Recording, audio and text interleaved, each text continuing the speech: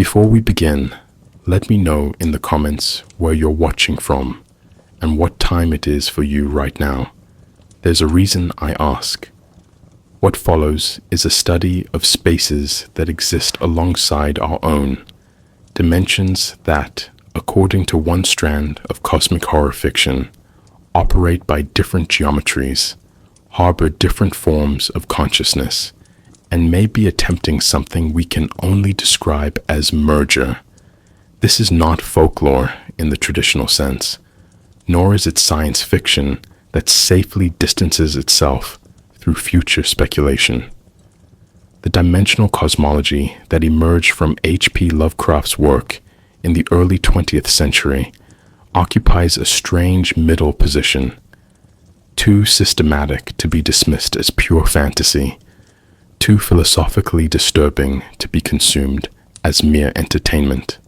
We will examine these dimensions as Lovecraft and his successors conceived them, not as metaphors for psychological states, but as literal locations operating under alien physics, accessible through mathematics, dreams, and certain architectural configurations. Some were presented as distant, others as proximate, and one, if we follow the internal logic of these fictions to its conclusion, may already be in the process of bleeding into ours. This is literary analysis, but it is also an inventory of ideas that refuse to remain safely contained within their texts. Howard Phillips Lovecraft began writing seriously in the second decade of the 20th century, a period when the conceptual foundations of reality itself were under revision. Einstein's theories of relativity, published between 1905 and 1915, had demonstrated that space and time were not fixed stages upon which events occurred, but flexible dimensions that curved, dilated, and interacted in ways that defied human intuition. This was not merely a scientific development, it was an ontological crisis. For Lovecraft, a materialist who rejected all supernatural explanation, yet remained fascinated by the sensation of cosmic dread, the new physics offered something unprecedented, a scientifically respectable framework for horror. His letters from the 1920s reveal a mind grappling with what non-Euclidean geometry might mean for fiction. He did not want ghosts. He wanted spaces that operated by rules fundamentally incompatible with human perception, places that existed not in some mystical beyond, but in mathematical relationship to our own reality. The dimensions in Lovecraft's work emerge from this specific historical conjunction, the moment when science made the universe strange again. Lovecraft's personal philosophy shaped how he deployed dimensional horror. As an atheist materialist, he could not fall back on religious cosmologies or spiritualist planes. His dimensions needed to feel like discoveries rather than inventions, natural facts uncovered by inquiry rather than supernatural realms accessed through faith. In correspondence with fellow writers, he emphasized that his entities and spaces should be explicable through unknown laws of nature rather than violations of natural law. This created a peculiar constraint. His dimensions had to be simultaneously alien and lawful, horrifying yet consistent with a materialist universe. The solution he developed was to ground dimensional travel in specific mechanisms, mathematical formulas that, when properly understood, revealed angles and trajectories normally imperceptible. Forbidden texts that contained not spells, but coordinates. Dreams that were not symbolic, but literal transitions into spaces with different physical constants. Consider this carefully. Lovecraft was trying to create horror from the structure of reality itself, not from its violation. The influence of contemporary mathematics on Lovecraft's dimensional thinking cannot be overstated. non-Euclidean geometry, developed in the 19th century by mathematicians like Nikolai Lobachevsky and Bernhard Riemann, had proven that Euclid's parallel postulate was not a universal truth, but a local convention. Space could curve. Parallel lines could meet or diverge. Angles in a triangle need not sum to 180 degrees. For most people, this remained an abstraction. For Lovecraft, it became a source of existential vertigo. If the geometry we perceive is merely one possibility among many, what prevents other geometries from existing in adjacent spaces? His 1926 story, The Call of Cthulhu, makes explicit reference to non-Euclidean architecture in R'lyeh, and this is not decorative language. The city operates according to geometric principles that cause dimensional instability for human observers. Walls meet at angles that should be impossible. Doorways lead in directions that three-dimensional space does not accommodate. This reveals something profound. Lovecraft understood that horror could emerge not from the presence of monsters, but from the wrongness of the space those monsters inhabited. The literary precursors who shaped Lovecraft's dimensional framework came from multiple traditions. Lord Dunsany's fantasy realms demonstrated how to create consistent otherworlds with their own internal logic. Arthur Machen's stories suggested that ancient pre-human civilizations might have known things that modernity had forgotten, creating a template for forbidden knowledge.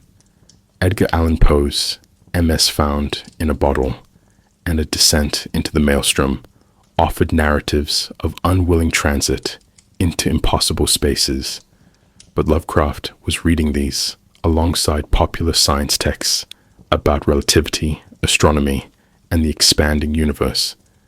The synthesis produced something new, dimensions that felt simultaneously mythological and scientific, places that could be reached through ritual or calculation with equal plausibility. His 1927 novella, The Dream Quest of Unknown Kadath, presents the dreamlands not as mere fantasy, but as a parallel dimension with consistent geography, native inhabitants, and rules that differ from waking reality in specific, mappable ways. This was not escapism, it was cosmology. What distinguishes Lovecraft's approach from earlier weird fiction is his insistence on treating dimensions as natural facts requiring investigation rather than supernatural mysteries requiring faith. His protagonists are typically scholars, scientists, or antiquarians who stumble upon dimensional knowledge through research. They do not seek mystical enlightenment. They are trying to understand architectural anomalies, decipher ancient texts, or explain geological impossibilities. The dimensions they discover are presented as having always existed, operating continuously alongside human reality, merely unperceived due to our sensory and cognitive limitations. This creates a horror distinct from Gothic tradition. We are not being invaded by the supernatural. We are discovering that our understanding of the natural was catastrophically incomplete. The walls between dimensions are not moral boundaries between good and evil, but perceptual thresholds we have failed to recognize. Lovecraft's conception evolved throughout his writing career, becoming more systematic while paradoxically more unsettling. Early stories like The White Ship, 1919, treat dimensional travel as dreamlike and poetic. By the time of The Shadow Out of Time, 1934-35, dimensions are presented with the rigor of speculative science, complete with time as a traversable dimension and ancient civilizations that mastered dimensional transit through technology. This progression reflects Lovecraft's growing confidence in the framework he was building. He was not simply writing disconnected weird tales. He was constructing a cosmology in which human reality was provincial. Three-dimensional space was a constraint rather than a container, and other dimensions pressed against ours at mathematically predictable points. The horror came from recognizing that this was not metaphor, but mechanism, not atmosphere, but architecture. And as we will see, one of these dimensions, according to the internal logic Lovecraft developed, may have been attempting something more than mere contact. The idea that our perceived reality might be a limited cross-section of something larger has ancient roots, but the specific form it took in Lovecraft's work emerged from a confluence of 19th century intellectual movements. Plato's allegory of the cave, written in the 4th century BCE, established the foundational template. What if everything we experience is merely shadow, projection, or incomplete manifestation of a truer reality we cannot directly perceive? This was originally a philosophical argument about forms and knowledge. By the Victorian era, it had become something else, a framework for imagining actual spaces beyond human access, places that existed in parallel to our world but operated under different principles. The crucial shift was from epistemological metaphor to ontological speculation. The Victorians did not simply wonder if human knowledge was limited. They wondered if human reality itself was limited, a thin slice of a much larger dimensional cake. Lovecraft inherited this tradition, but stripped it of its optimistic spiritualism, leaving only the geometry and the dread. The 19th century experienced a widespread obsession with the fourth dimension as a concept that could bridge science, spiritualism, and philosophy. Mathematicians had proven that dimensions beyond the three spatial ones we perceive were geometrically consistent, even if physically inaccessible. This created enormous cultural ferment. If a fourth dimension existed, what might inhabit it? Could beings from higher dimensions observe us while remaining invisible? Could the dead reside in spaces perpendicular to our own? Spiritualists seized on fourth dimensional theory as scientific validation for their seances and communications. Theosophists incorporated dimensional hierarchies into their cosmologies, proposing astral planes and etheric realms as literal locations in higher dimensional space. P.D. Ouspensky's Tertium Organum 1912 argued that higher consciousness was essentially perception of higher dimensions. What matters for understanding Lovecraft is that dimensional theory had become culturally available as a framework for explaining the inexplicable. He did not invent the concept. He stripped it of consolation and turned it toward horror. Edwin Abbott's Flatland, A Romance of Many Dimensions, 1884, provided a crucial thought experiment that influenced all subsequent dimensional fiction. The novella depicts a two-dimensional world whose inhabitants cannot conceive of three-dimensional space. When a three-dimensional sphere passes through Flatland, its two-dimensional observers see only a circle that appears, grows, shrinks, and vanishes, a phenomenon that physics cannot explain. Abbott intended this as satire and social commentary, but its implications were profound. If we are to higher dimensions what Flatlanders are to us, then beings from those dimensions could pass through our world in ways we would perceive as impossibility, materialization, or madness, inducing wrongness. Lovecraft absorbed this lesson. His dimensional entities do not simply exist elsewhere. They intersect with our reality in ways that violate our understanding of space, because they are moving through dimensions we cannot perceive. The angles in our layer are not wrong. our perception is insufficient. This reveals something deeply unsettling about the nature of witness itself. Theosophical cosmology, particularly as elaborated by Helena Blavatsky and her successors, created detailed maps of astral planes, etheric realms, and hierarchies of spiritual dimensions. These were not presented as metaphors, but as actual locations accessible through proper training and consciousness expansion. The Theosophists borrowed from Hinduism, Buddhism, Western esotericism, and speculative science to construct a universe of nested dimensions, each with its own inhabitants and laws. Lovecraft despised theosophy as mystical nonsense, yet he borrowed its structural vocabulary extensively. His dimensions function similarly, layered, accessible through specific techniques, populated by entities native to those spaces. The critical difference is teleology. Theosophical dimensions ascended toward enlightenment and unity with the divine.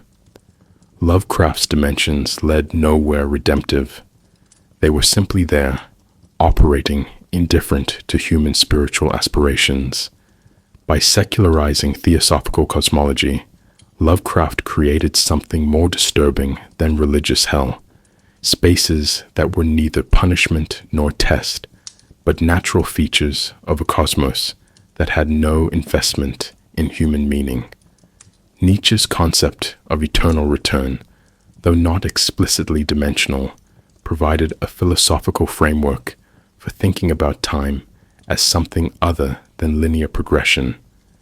If all moments exist simultaneously and recur infinitely, then time becomes less a dimension through which we move and more a space in which all moments coexist. Lovecraft's The Shadow Out of Time, 1934-35, takes this further, presenting time as fully traversable, a dimension in which the great race of Yith moves as freely as we move through three-dimensional space. This was not simply speculative fiction. It reflected broader early 20th century anxieties about whether time, like space, might be relative, perspectival, and fundamentally stranger than linear causality suggested. The horror comes from recognizing that if time is a dimension, then past and future are not gone and not yet arrived, but actual locations. The great race's ability to project minds across temporal dimension means that your consciousness right now might not be entirely your own. Someone, something, from an unimaginable future or past might be observing through your eyes, inhabiting your thoughts, waiting. The Victorian fascination with hidden worlds manifested in numerous forms. The hollow earth theory, lost civilizations in remote regions, and Shangri-La myths of isolated perfection. These represented geographical dimensions, places on Earth that existed in spatial relationship to the known world, but remained inaccessible due to remoteness or concealment. Lovecraft absorbed this tradition, but gave it a dimensional twist. His hidden places, Erlier, the Plateau of Leng, the caverns beneath Antarctica, are not merely remote. They exist in spaces where dimensional boundaries thin, where the geometry of reality becomes negotiable. The Antarctic city in At the Mountains of Madness, 1931, is certainly geographically remote, but its true horror comes from its architecture, which demonstrates that the Old Ones understood spatial dimensions that humans cannot process. This creates layered isolation, physical distance, temporal depth, and dimensional alienness, all compounding to produce locations that are less hidden than fundamentally elsewhere, existing in our world, but not entirely of it. The breakdown of Euclidean certainty in mathematics deserves particular attention. When Riemann and Lobachevsky proved that consistent geometries could exist with different fundamental rules, they did more than expand mathematics. They demonstrated that the space we inhabit might be contingent rather than necessary, a local condition rather than a universal truth. For most people, this remained academic. For Lovecraft, it became existentially destabilizing.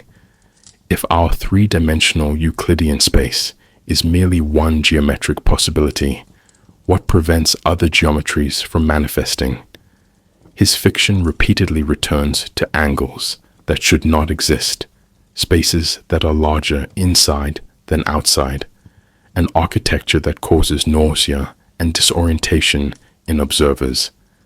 These are not supernatural phenomena. They are consequences of dimensional intrusion, moments when the contingent geometry of human space encounters other geometric systems. The horror is not that mathematics lies, but that it tells truths we are not equipped to survive knowing. We must recognize that Lovecraft's dimensions are not fantasy spaces, but speculative extensions of real mathematical discoveries, and this grounding in actual science makes them considerably more unsettling than any mere imaginary realm could be. The terminology Lovecraft employed to describe non-human spaces reveals careful attention to linguistic instability and the limits of human classification. He did not consistently use dimension in the modern physics sense of a measurable spatial or temporal axis.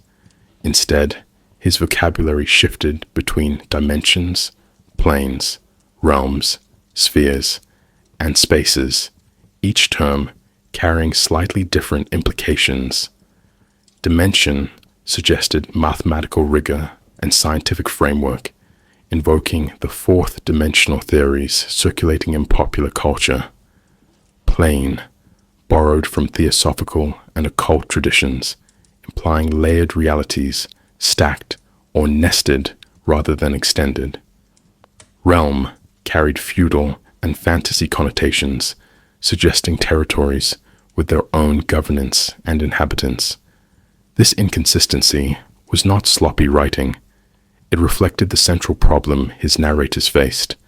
How does one describe spaces that fundamentally resist the categorical systems humans use to organize reality? The slippage between terms enacted the epistemological crisis at the heart of dimensional horror.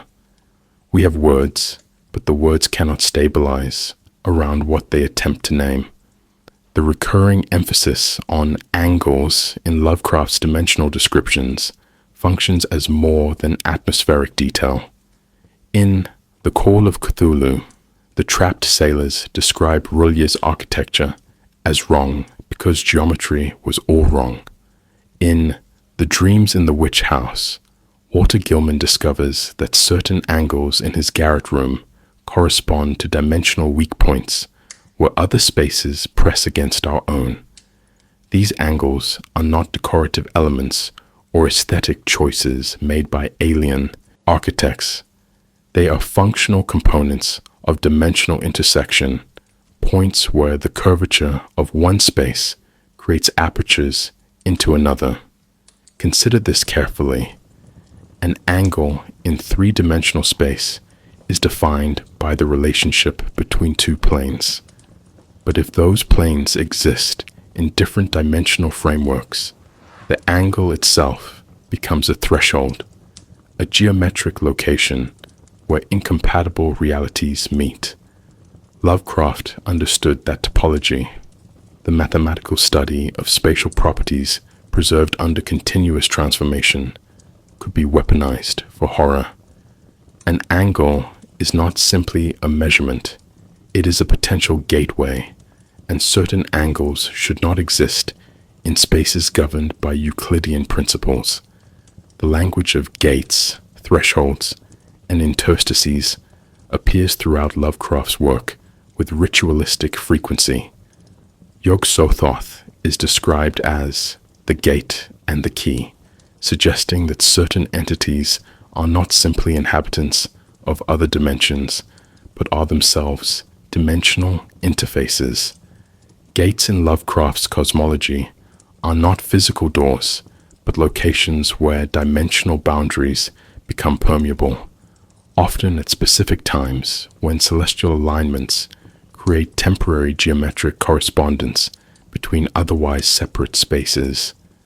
The word threshold is particularly revealing. It suggests not a barrier, but a transition zone, a liminal space where the properties of two dimensions overlap and blur.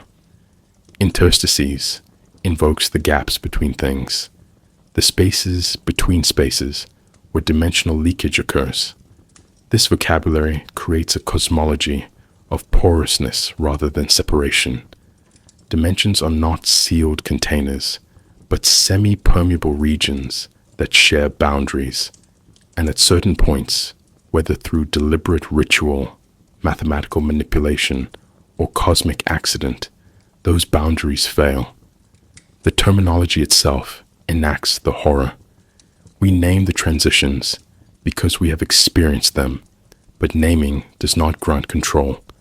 Color serves as dimensional signifier in ways that deserve more attention than they typically receive. The Color Out of Space, 1927, presents a chromatic phenomenon that literally cannot exist in the human visual spectrum, a shade that observers struggle to name because it corresponds to no wavelength their eyes can process. This is not metaphorical strangeness. The story insists that the color is objectively wrong, a hue from dimensional space with different physical properties. The green decay that appears in multiple stories, the phosphorescent, unhealthy glow associated with dimensional intrusion, functions similarly. These are not simply spooky lighting effects. They are evidence of matter or energy operating under different physical constants, substances whose interaction with our dimensional framework produces phenomena our sensory apparatus cannot properly interpret. When Lovecraft's narrators report seeing colors that should not be, they are not being poetic. They are describing the visual manifestation of dimensional bleeding, moments when light from spaces with different electromagnetic properties penetrates into ours, the inadequacy of color vocabulary, the need to say greenish black but neither, or a shade between violet and ultraviolet but more wrong, enacts the epistemological collapse that dimensional contact produces. Dreams function as more than plot device or atmospheric setting in Lovecraft's cosmology. They serve as linguistic bridge between dimensional states, a mode of perception that allows consciousness to temporarily operate under different physical rules. The dreamlands in The Dream Quest of Unknown Kadath are not psychological projections, but an actual dimension accessible through sleep, with consistent geography that multiple dreamers can verify. This creates a profound linguistic problem. How do we distinguish between dream as mental state and dream as dimensional transit? Lovecraft's narrators frequently struggle with this question, unable to determine whether their experiences were hallucinations or actual journeys.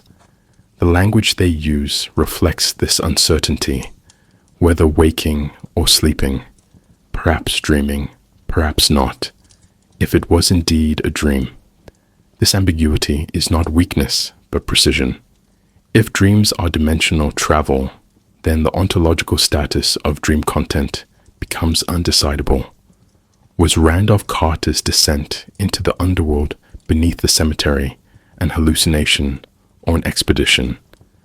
The text cannot answer because the framework that would allow answering, clear separation between mental and spatial, has dissolved. Dreams become the vocabulary through which dimensional experience must be discussed, but that vocabulary is inherently unstable. The untranslatability of dimensional experience manifests most clearly in Lovecraft's frequent resort to negative description. His narrators tell us what things are not rather than what they are. No wholesome thing, not of this earth, nothing that could be described. This is not authorial laziness. It reflects the genuine impossibility of importing dimensional experience into human language. Our vocabulary evolved to describe three-dimensional Euclidean space, populated by material objects operating under local physical laws. When narrators encounter entities or spaces that violate those assumptions, language fails not because they are inarticulate, but because the descriptive framework itself is insufficient. The famous phrase, non-Euclidean geometry, works because it defines through negation, not our geometry. Therefore, geometries our spatial vocabulary cannot accommodate. Similarly, entities are not matter as we know it. Spaces are not exactly dimensions in the physical sense, and angles are not quite anything our mathematical training prepared us to encounter. The proliferation of negation enacts the collapse of categorical certainty. We know what these things are not. What they are remains necessarily outside linguistic capture. The conflation of occult, mathematical, and astronomical terminology in Lovecraft's dimensional vocabulary creates a deliberately unstable register. A single passage might reference ancient formulae, non-Euclidean calculus, and stellar alignments, as if these belong to a unified field of knowledge. This mixing of discourses, magical ritual and mathematical proof, mystical tradition, and astronomical observation should produce incoherence. Instead, it generates a sense that these apparently separate knowledge systems are describing the same phenomena from different angles. The formulae in the Necronomicon might be ritual invocations, or they might be dimensional coordinates expressed in archaic notation. The stellar alignments might be astrological mysticism, or they might be descriptions of when cosmic geometry creates temporary correspondence between dimensional spaces. By refusing to separate these vocabularies, Lovecraft suggests that the boundary between magic and mathematics, between ritual and physics, is itself a provincial distinction that dimensional knowledge dissolves. The terminology remains necessarily multiple, shifting, unstable, not because Lovecraft could not decide on a consistent system, but because dimensional reality resists the systematization that language requires. We are left with a vocabulary that circles its subject without ever successfully pinning it down, and that circling becomes the only honest way to speak of spaces that exceed human categorical capacity. Lovecraft's approach to dimensional cosmology relied heavily on pseudo-documentary techniques that positioned his fictional spaces as discoverable facts rather than imaginative inventions. His narrators are almost never professional storytellers or fantasists. They are academics, antiquarians, scientists, and reluctant witnesses who present their accounts as testimony, often framed as manuscripts discovered after the narrator's death or disappearance. This rhetorical strategy creates complicity between text and reader. We are not being told a story. We are being shown evidence. The narrators express skepticism, resist their own conclusions, and provide extensive citations to lend credibility. The Call of Cthulhu presents itself as a synthesis of documents, newspaper clippings, police reports, academic papers, diary entries, assembled by a narrator trying to make sense of his late uncle's research. At the Mountains of Madness reads as an expedition report intended to prevent future Antarctic exploration. This documentary posture serves specific function. It positions dimensional knowledge as something that exists independently of the narrative, waiting to be discovered by anyone willing to look in the right archives, decode the right texts, or excavate the right sites. The dimensions are not Lovecraft's invention. They were always there. He is merely reporting. The forbidden texts that appear throughout Lovecraft's work function as dimensional cartography, guidebooks to spaces that predate human civilization and will persist after its extinction. The Necronomicon, supposedly written by the mad Arab Abdul al-Hazred in the 8th century, is the most famous, but Lovecraft created an entire library of apocryphal texts, the Necrotic manuscripts, the Book of Ibon, the Unersprechlichen Koten, Côte de Gaulle, the Salerno fragments.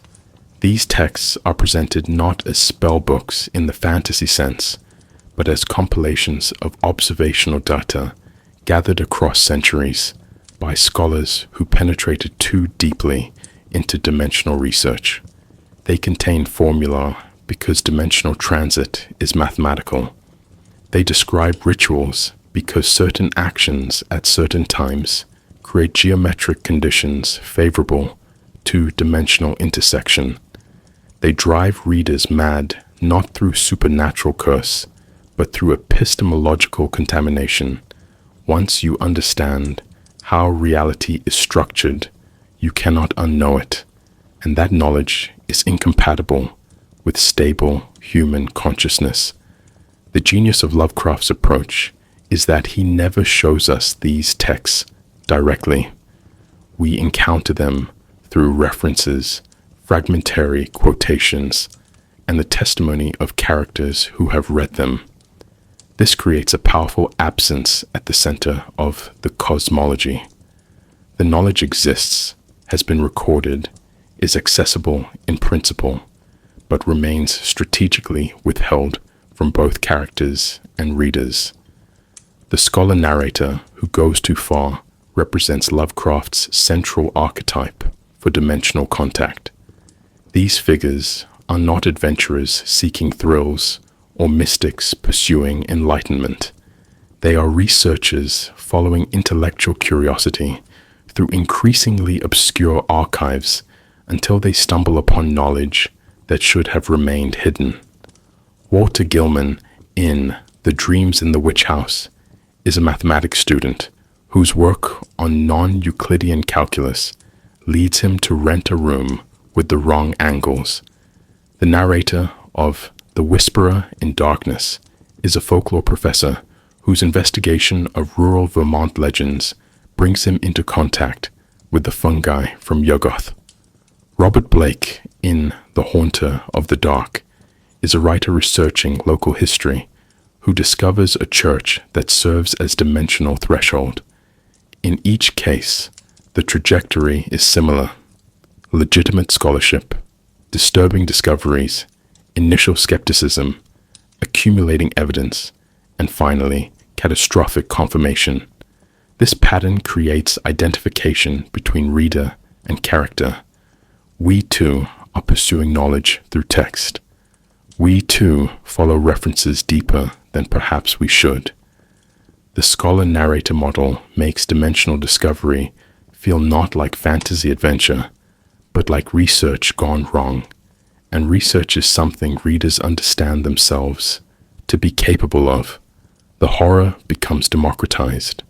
Anyone curious enough, thorough enough, might find what these narrators found. Creating reader complicity through accumulated detail is perhaps Lovecraft's most effective myth-building technique. His stories are dense with proper nouns, dates, geographical coordinates, citations to real texts alongside fictional ones, and technical terminology that creates an illusion of verifiable specificity. The Shadow, out of time, provides precise astronomical cycles for when the great race's dimensional technology functions optimally. At the Mountains of Madness includes detailed geological surveys and paleontological speculation grounded in actual Antarctic conditions.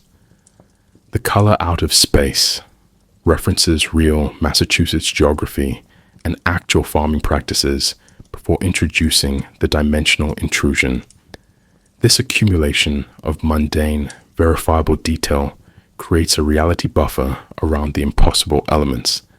The reader accepts the weird because it arrives embedded in the ordinary, presented with the same neutral, observational tone used for uncontroversial facts. Moreover, the sheer volume of interconnected detail across multiple stories creates what we might call mythological density. References in one story correspond to mentions in another. Entities named in passing in early works become central to later narratives. Geographical locations recur. This gives the impression of a stable, pre-existing cosmology that Lovecraft is revealing piecemeal rather than inventing story by story. The reader begins to feel that these dimensions exist independently of any single text, a feeling that persists even when we consciously know we are reading fiction. The function of inconsistency in Lovecraft's cosmology requires careful attention as it operates counterintuitively. His dimensions are not systematically presented. Details contradict between stories. Entities are described differently by different narrators. Chronologies do not always align. Rather than undermining believability, these inconsistencies paradoxically enhance it. Real mythologies are inconsistent. Actual accounts of the same phenomenon by different witnesses contain contradictions. If Lovecraft had presented a perfectly coherent, logically airtight dimensional system, it would read as artificial construction. The inconsistencies suggest that different narrators are encountering genuine phenomena from limited, subjective positions, each bringing their own interpretive frameworks and sensory limitations to bear on experiences that exceed human categorical capacity. When one text describes Yog-Sothoth as spherical and another as composed of iridescent globes, we can understand this as different observers attempting to describe something that has no stable three-dimensional form, manifesting differently depending on viewing angle and dimensional intersection conditions. The contradictions become evidence of authenticity rather than authorial error. This reflects something profound about how myths actually function.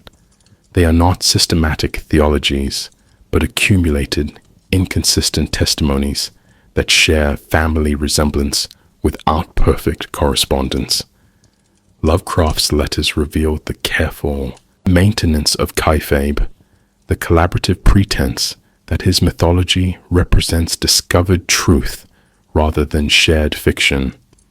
In correspondence with fellow writers like Robert Bloch, Clark Ashton Smith, and August Derleth, Lovecraft would discuss the Necronomicon as if it were a real text they had all consulted, debate the proper pronunciation of entity names, and collaborate on expanding the mythological framework. This created what we might now call a shared universe, but it operated through strategic ambiguity about ontological status. In public, Lovecraft would occasionally receive letters from readers asking where they could find copies of the Necronomicon, and he would respond with straight-faced denials that such a book existed, but these denials were carefully worded to avoid definitively breaking the fictional frame. He never said, "I made it up." He said things like, "I must state that the Necronomicon is a purely fictional creation," while simultaneously dropping hints about its possible real inspirations.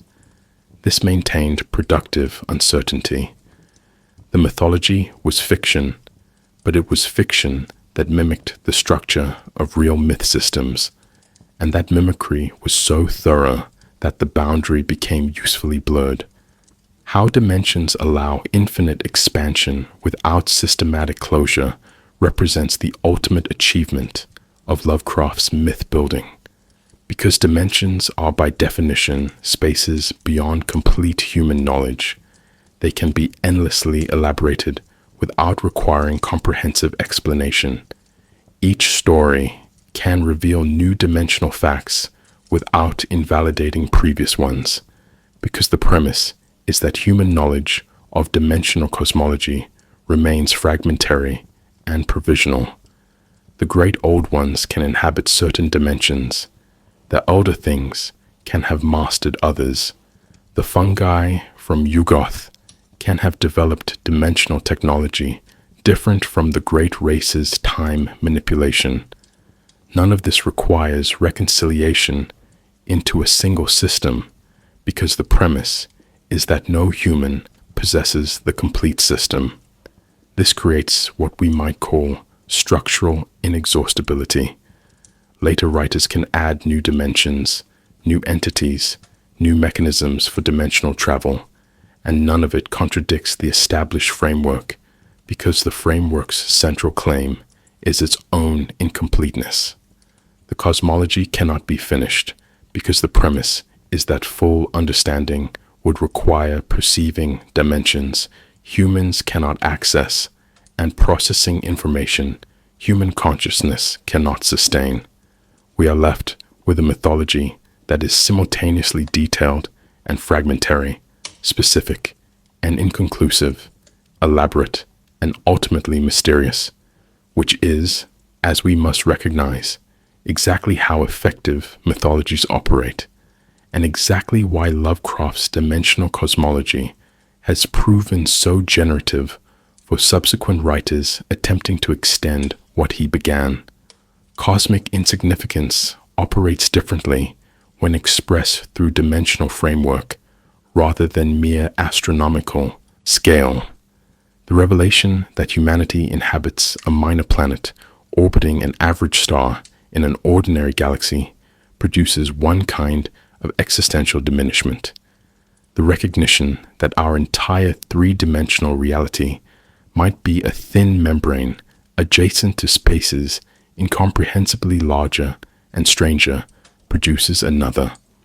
Lovecraft's dimensions literalize what philosophers like Schopenhauer and von Hartmann had argued abstractly, that human consciousness and human reality are provincial accidents in a cosmos indifferent to our categories and survival. But where philosophical pessimism offered this as argument, Lovecraft's dimensional cosmology presents it as discoverable fact. Characters who penetrate dimensional knowledge do not lose faith or become nihilistic.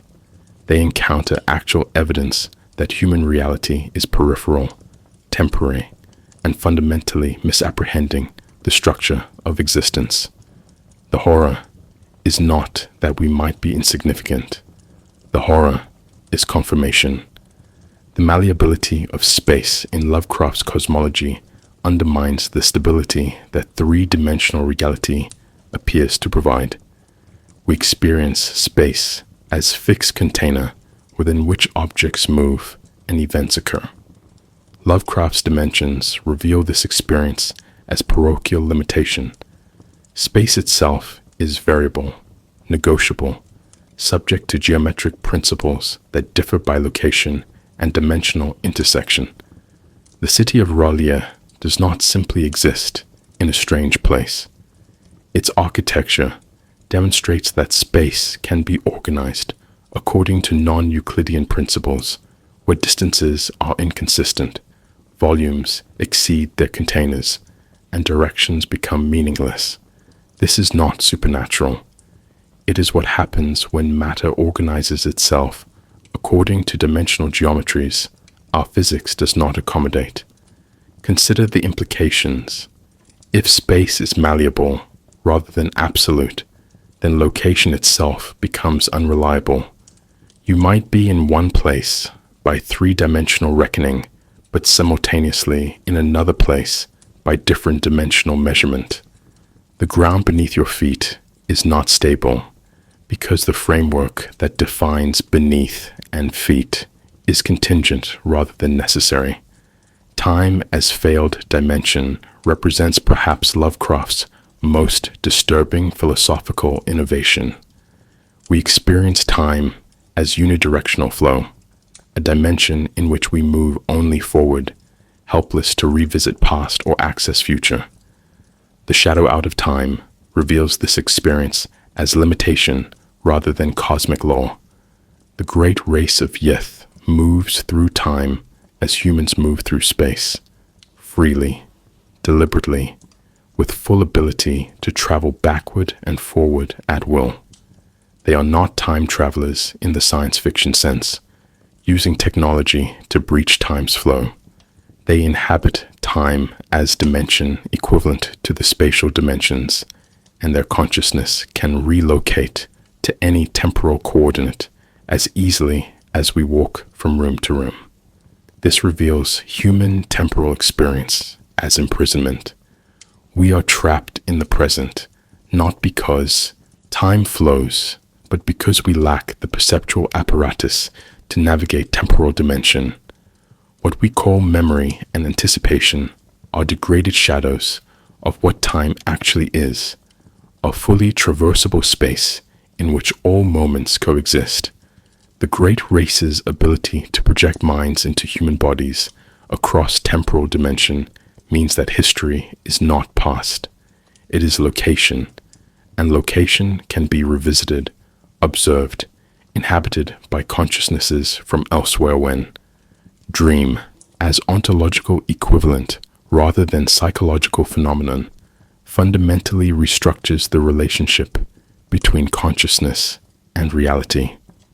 The dreamlands in Lovecraft's cosmology are not products of individual minds, but an actual dimension accessible through sleep, with consistent geography that multiple dreamers can independently verify. Randolph Carter's journeys into these spaces are not fantasies, but expeditions, and the beings he encounters there are not symbols, but inhabitants. This creates profound philosophical vertigo. If dreams are dimensional travel, then consciousness is not confined to waking embodiment, but can transit between frameworks of reality. The self becomes distributed across dimensions rather than locked into single body. Moreover, the dreamlands operate under different physical laws. Gravity functions variably, time moves inconsistently, and thought can directly shape environment in ways impossible in waking dimension. This suggests that physical laws are not universal constants, but dimensional variables, properties of specific spaces rather than features of reality itself. We must pause here and recognize what this implies. The physics we have discovered through centuries of investigation describes only local conditions in one dimension, not universal truths. Our science is provincial. The horror of higher mathematics emerges from recognition that geometry itself can be wrong, not incorrect as in mathematically invalid, but wrong as in incompatible with human cognitive architecture. When Walter Gilman, in The Dreams in the Witch House, studies non-Euclidean calculus and quantum physics, he does not simply learn advanced mathematics. He begins perceiving angles and spatial relationships that three-dimensional consciousness cannot process without damage. The walls of his room contain corners that lead elsewhere. The geometry of his garret reveals dimensional weak points where other spaces press against ours. His mathematics professor warns that some things are better left unlearned, but this is not obscurantism. It is recognition that certain knowledge is structurally incompatible with continued human functioning. The equations are correct. They describe real dimensional properties, but human minds evolved to navigate three-dimensional Euclidean space, and exposing them to accurate descriptions of non-Euclidean dimensional reality produces cognitive collapse. Mathematics becomes existential threat, not because it lies, but because it tells truths consciousness cannot survive processing. The monster is not ignorance, but knowledge. Sensory limitation as tragedy positions human perception as catastrophically insufficient rather than merely incomplete. We possess 5 senses that evolved to detect stimuli relevant to survival in 3-dimensional space, governed by local physical laws. These senses cannot perceive dimensions beyond the 3 spatial ones, cannot detect entities composed of matter operating under different physical constants, cannot process geometries that violate Euclidean assumptions. Lovecraft's dimensional beings are not invisible because they hide. They are imperceptible because they exist in frequencies and configurations our sensory apparatus was not designed to register. When characters do perceive them through mathematical insight, dimensional travel, or moments when dimensional boundaries weaken, the perception causes madness, not as supernatural curse, but as neurological overload.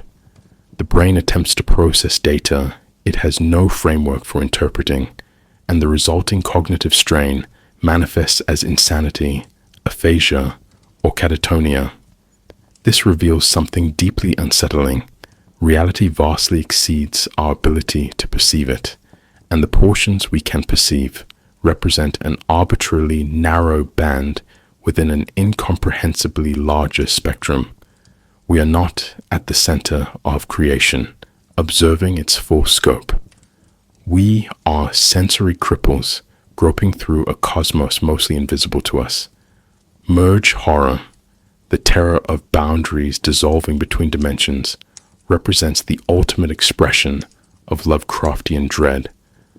Throughout the cosmology, dimensions remain mostly separate, intersecting only at specific points under particular conditions. But several texts hint at something more catastrophic: the possibility of sustained merger, where 2-dimensional frameworks begin occupying the same space. Their incompatible laws creating zones of reality break down. The Dunwich Horror describes Wilbur Whateley's attempt to let them in, creating permanent dimensional gateway. The Dreams in the Witch House presents Kezia Mason's mathematics as method for weakening dimensional barriers. The Call of Cthulhu suggests that when the stars are right, Rulier's dimensional alignment with Earth will stabilize, allowing its inhabitants to remain rather than merely visit. This is horror distinct from invasion or contact. Invasion implies separation, with one force entering another's territory. Merger implies the dissolution of territory itself.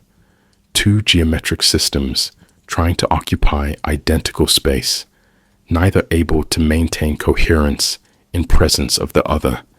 Human reality would not be conquered. It would become geometrically impossible.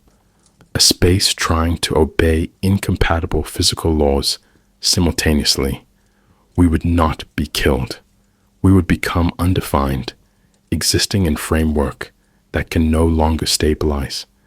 And according to the internal logic Lovecraft developed, this merger may already be beginning in certain thin spots where dimensional boundaries have started to fail.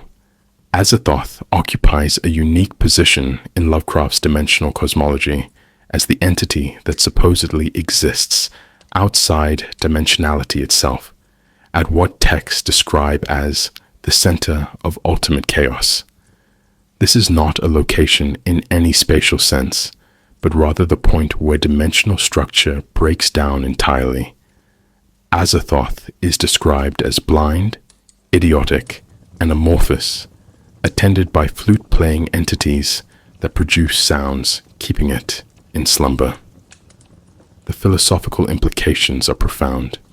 If Azathoth represents the state that precedes or underlies dimensional organization, then all structured reality, all dimensions with their specific geometries and physical laws exists as temporary aberration from fundamental chaos. The dimensions are not eternal. They are contingent patterns imposed on chaos that could dissolve at any moment. Lovecraft's narrators suggest that Azathoth bubbles and blasphemes at the center of infinity, implying that dimensionality itself might be dream or emanation from this nuclear chaos. Consider what this means. Our reality and all adjacent dimensions are not stable facts, but temporary configurations that persist only so long as the underlying chaos remains unconscious or contained. The worst dimensional horror is not merger between organized spaces, but the collapse of all dimensional structure back into the primordial chaos from which it temporarily emerged.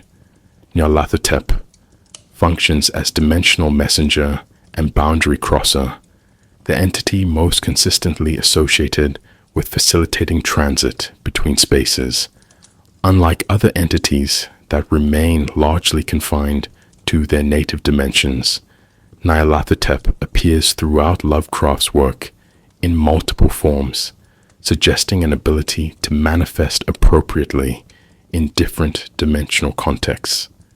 In The Dream Quest of Unknown Kadath, he appears as pharaoh-like figure in the Dreamlands. In Nyarlathotep 1920, he manifests as showman demonstrating electrical phenomena in Waking World. In The Haunter of the Dark, he's associated with the shining trapezohedron, an artifact that serves as window between dimensions. This polymorphism is not shape-shifting, as fantasy understands it, but dimensional adaptation, the capacity to project presence into multiple dimensional frameworks simultaneously while maintaining coherent identity.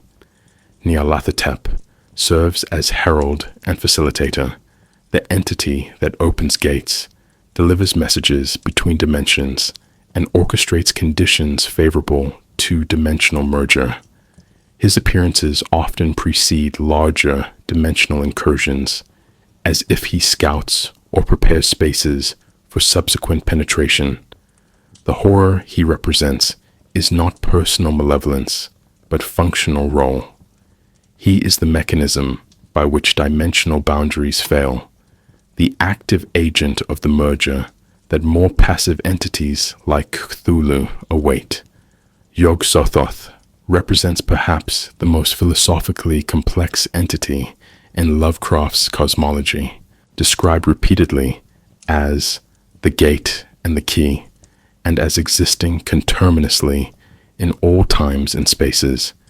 This entity is not simply multidimensional, but pan-dimensional, existing simultaneously in every possible dimensional configuration.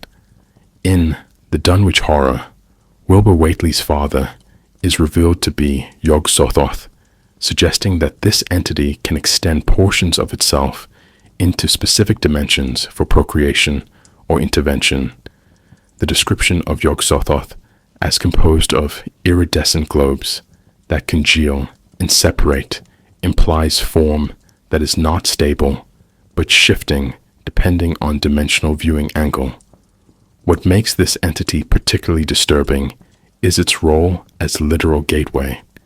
It does not merely travel between dimensions, but is itself the interface through which dimensional transit occurs. To invoke Yog-Sothoth is to create temporary aperture through which other entities or consciousnesses can pass. This positions the entity as both location and being, not a creature that inhabits dimensions, but a feature of dimensional structure itself. If Yog-Sothoth is the gate, then dimensional boundaries are not abstract geometric phenomena, but aspects of a conscious entity that can be persuaded or compelled to open. Dimensionality itself has agency. The great race of Yith demonstrates dimensional mastery through technology rather than inherent nature, offering model for how sufficiently advanced consciousness might navigate temporal and spatial dimensions. According to The Shadow Out of Time, the Yithians perfected mind projection across time, sending their consciousness backward and forward to inhabit bodies of other species, while those species' minds occupied Yithian bodies in exchange. This was not mystical, but technological achievement, implying that dimensional transit is governed by discoverable laws that intelligence can exploit. The Yithians built vast archives containing knowledge from multiple temporal periods, effectively creating a library that exists outside normal chronology. Their eventual flight forward in time to escape extinction demonstrates that temporal dimension offers escape routes unavailable in purely spatial frameworks. But their technology also reveals vulnerability. They fled because something was pursuing them through time, something they could not defeat even with their dimensional mastery.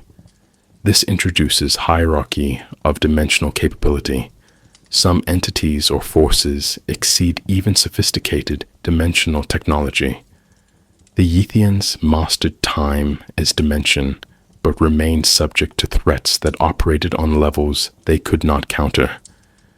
Their flight forward leaves them positioned in Earth's far future, waiting, and this reveals something unsettling. Our future is already inhabited by refugees from our past. Shoggoths and proto-matter represent entities that predate current dimensional organization, suggesting that dimensional laws are not eternal, but emerged at specific point and might be subject to revision or collapse.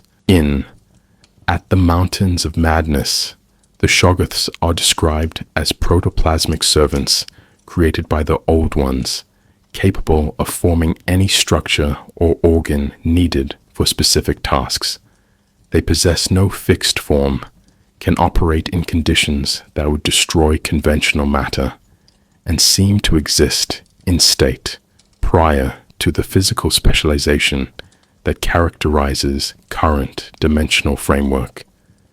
Their rebellion against their creators demonstrates that proto-matter can develop consciousness and agency, and their survival suggests they are not bound by same constraints that limit more evolved life.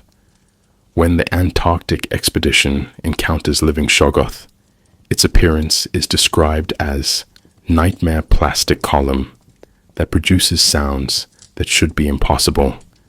This indicates matter that has not committed to stable three-dimensional organization, remaining fluid between states in ways that violate thermodynamic principles. The Shoggoths represent threat distinct from dimensional invasion. They are indigenous to our dimension, but embody state of material organization that predates current physical laws.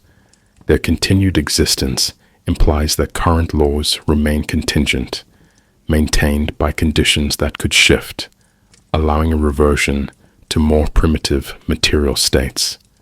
The Old Ones' Antarctic architectures provide physical evidence that consciousness can master dimensional principles sufficiently to build structures incorporating non-Euclidean geometries. The city described in At the Mountains of Madness was not constructed according to human architectural principles, but according to geometries that the Old Ones understood from their own dimensional origin or research. The buildings contain angles that cause nausea and disorientation in human observers, not as aesthetic choice, but as functional incorporation of dimensional mathematics into physical structure. Doors lead in directions that three-dimensional mapping cannot account for. Corridors connect spaces that should be impossibly distant. Interior volumes exceed exterior dimensions. These are not magic, but engineering, based on understanding that space can be organized according to multiple geometric systems, and structures can be built that exploit dimensional properties our physics does not recognize. The Old Ones' extinction, despite their mastery, suggests that dimensional knowledge, however advanced, provides no immunity to cosmic violence. Their cities remain as evidence that our geometry is not inevitable and our architectural assumptions are provincial. Something built these impossible structures using real principles we have not discovered, and those structures persist, waiting for observers who might decode the dimensional mathematics embedded in their stone. Night gaunts and dreamlands fauna represent native dimensional life evolved to suit environments with physical laws different from waking reality. These entities are not visitors to the dreamlands, but indigenous species adapted to its specific conditions. Night gaunts are described as faceless, black, winged creatures that serve various functions in dreamland's ecology and society. They do not speak but communicate through tickling, suggesting sensory and social systems alien to human interaction. Other dreamlands entities, cats that can pass between waking and dreaming dimensions, moon beasts that travel between worlds, gugs that inhabit labyrinthine underworlds, demonstrate that the dreamlands support complex ecosystems with predator-prey relationships, civilizations, and trade networks. This ecological detail is crucial. It positions the dreamlands not as psychological projection, but as actual space with evolutionary history independent of human consciousness. The entities there evolved to navigate its specific geometry, perceive its unique light, and metabolize its distinct matter. When humans enter the dreamlands through dreaming, they are not creating fantasy, but visiting genuinely alien biosphere. And the porousness of the boundary, the cats that cross freely, the possibility of physically entering the dreamlands under certain conditions, suggests that this dimension is not safely separate, but adjacent, existing in relationship to ours that might shift, overlap, or merge under appropriate circumstances. The fungi from Yuggoth demonstrate technological dimensional transit by species that did not evolve with such capability, proving that dimensional travel can be achieved through engineering rather than inherent nature. In The Whisperer in Darkness, these entities have developed methods for extracting human brains, placing them in cylindrical containers with sensory apparatus, and transporting them across dimensional boundaries to Yuggoth and beyond. This is not mystical abduction, but technological harvesting, implying industrial-scale dimensional operation. The fungi maintain installations on Earth, communicate through elaborate mimicry, and apparently conduct systematic observation and collection of human consciousness. Their technology includes methods for crossing interstellar distances that suggest dimensional shortcuts rather than conventional space travel. This positions them as colonial force engaged in resource extraction, with human consciousness as the resource. The horror is not supernatural, but political and economic. We inhabit dimension that more advanced civilizations treat as exploitable territory, and they possess technology that makes us fundamentally vulnerable. Our dimensional isolation is not protection, but ignorance. We are resources in dimensional economy we do not comprehend, and the boundaries we imagine protect us are trivially permeable to entities with appropriate technology. The fungi from Yuggoth reveal that dimensional framework is not neutral backdrop, but contested space with power dynamics, territorial claims, and extractive operations already underway.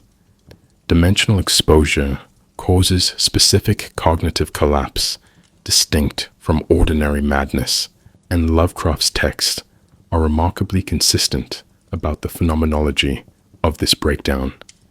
Characters who witness dimensional intrusion or perceive entities from other spaces do not simply become generically insane.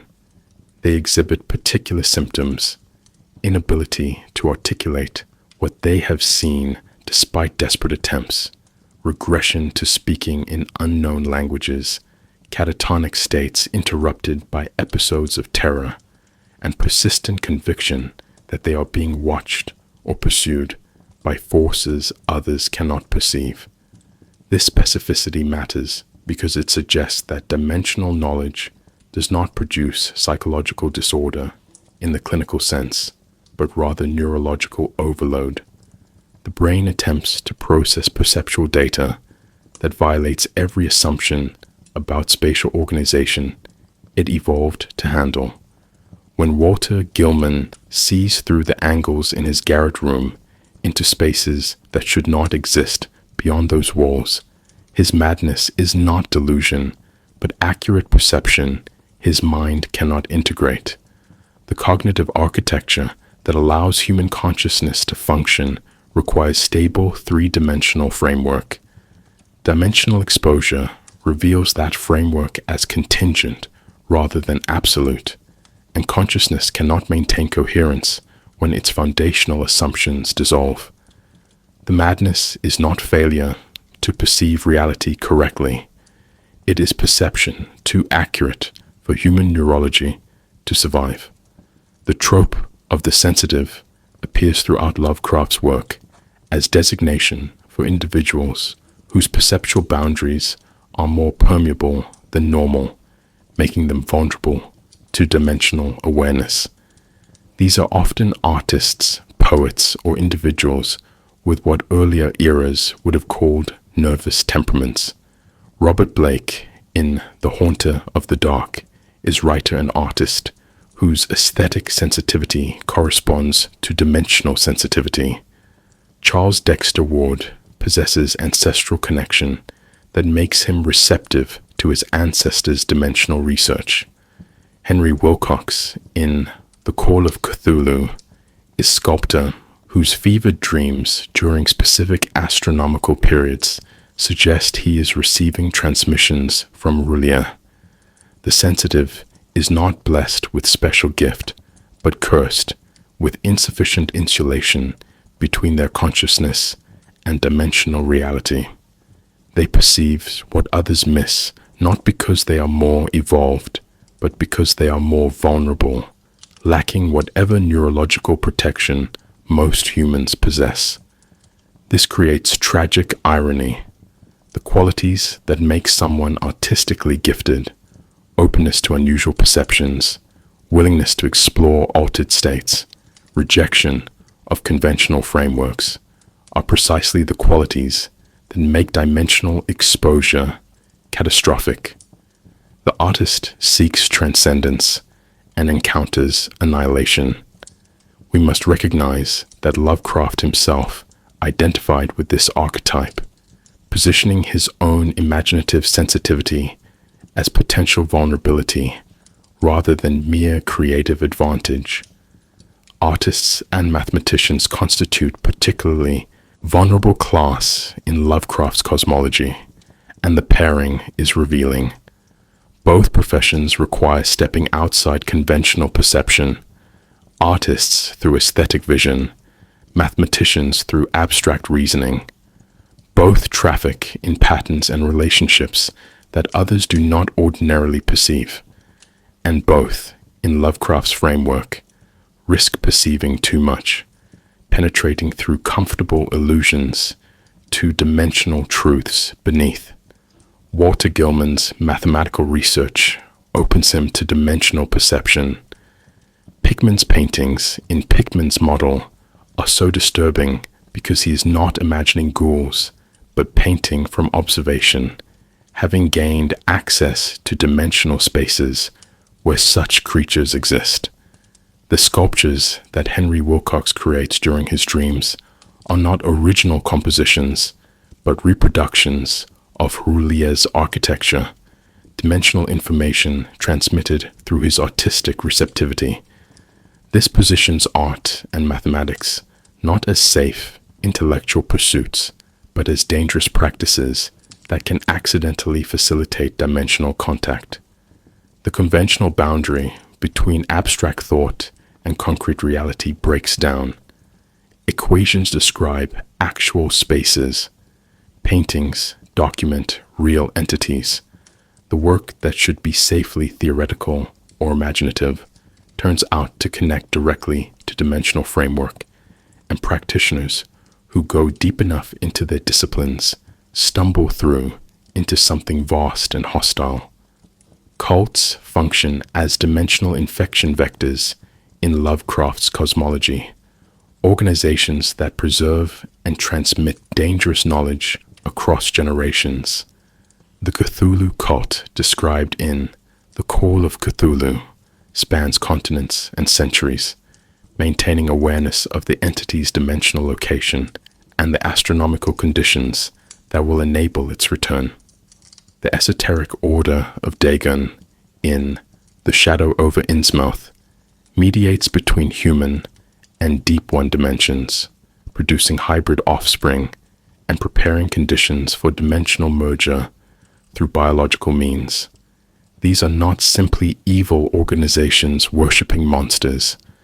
They are groups that have accepted dimensional reality and chosen collaboration over resistance. Cult members experience dimensional contact not as cosmic horror, but as religious revelation, reframing the annihilation of human reality as apocalyptic transformation. This reveals something profound about knowledge transmission. Dimensional information behaves like contagion, spreading through social networks, converting those who encounter it from skeptics to believers to collaborators. The cult preserves forbidden texts, teaches dimensional mathematics to initiates, and conducts rituals designed to thin dimensional boundaries. They are active participants in merger, working to accelerate the process that might otherwise occur only at vast temporal intervals. The horror is not that cults worship inhuman entities, but that they do so rationally, having concluded that resistance is impossible and collaboration offers better position in the dimensional order that will emerge. The grammar of madness in Lovecraft's work follows consistent pattern. Dimensional knowledge cannot be unseen, and once acquired, it operates as permanent cognitive contamination. Characters who survive dimensional encounters are not restored to ignorance. They remain aware of what they have learned, and that awareness progressively deteriorates their ability to function in conventional reality. Randolph Carter, after his dreamlands journeys, can never fully re-inhabit waking life. The narrator of The Shadow Out of Time spends years trying to convince himself his experiences were delusion, but the discovery of physical evidence in Australia confirms their reality and destroys his final defenses. This irreversibility is crucial to understanding how dimensional knowledge functions.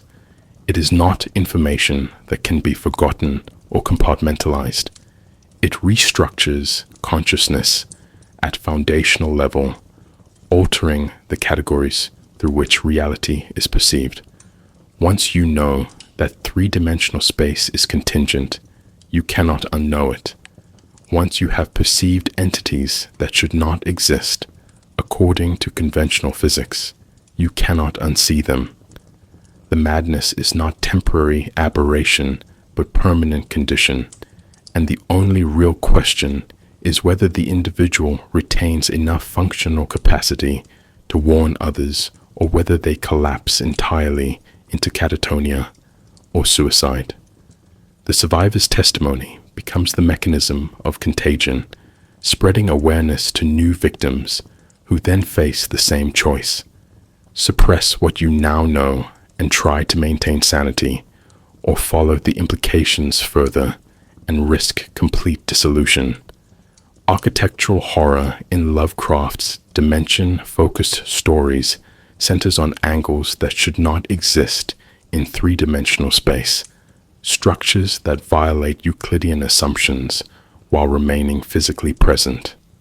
The garret room in The Dreams in the Witch House contains corners that serve as dimensional weak points because their geometry corresponds to non-Euclidean calculations Gilman has been studying. Rulier's architecture causes nausea and disorientation because its angles reflect geometries our spatial cognition cannot process. The Antarctic city's buildings contain perspectives that hurt to observe because they incorporate dimensional properties that three-dimensional vision translates as impossible recession or approach. This is not metaphorical wrongness. Lovecraft insists these structures are physically constructed according to alternative geometric principles, and human observers experience cognitive perceptual conflict when attempting to process them. Your eyes report spatial relationships that your brain knows cannot exist, creating neurological contradiction that manifests as physical symptoms: vertigo, nausea, headache, dissociation. The architecture is simultaneously present and impossible, visible yet geometrically incoherent when analyzed. This reveals that built environment is not neutral backdrop, but active agent in dimensional horror. Structures can be designed to exploit or incorporate dimensional properties, creating zones where dimensional boundaries weaken or where human consciousness becomes vulnerable to outside influence. The room is not haunted. It is geometrically wrong, and that wrongness has functional consequences. Body horror of dimensional intrusion appears most explicitly in characters who are hybrids or who undergo physical transformation through dimensional contact.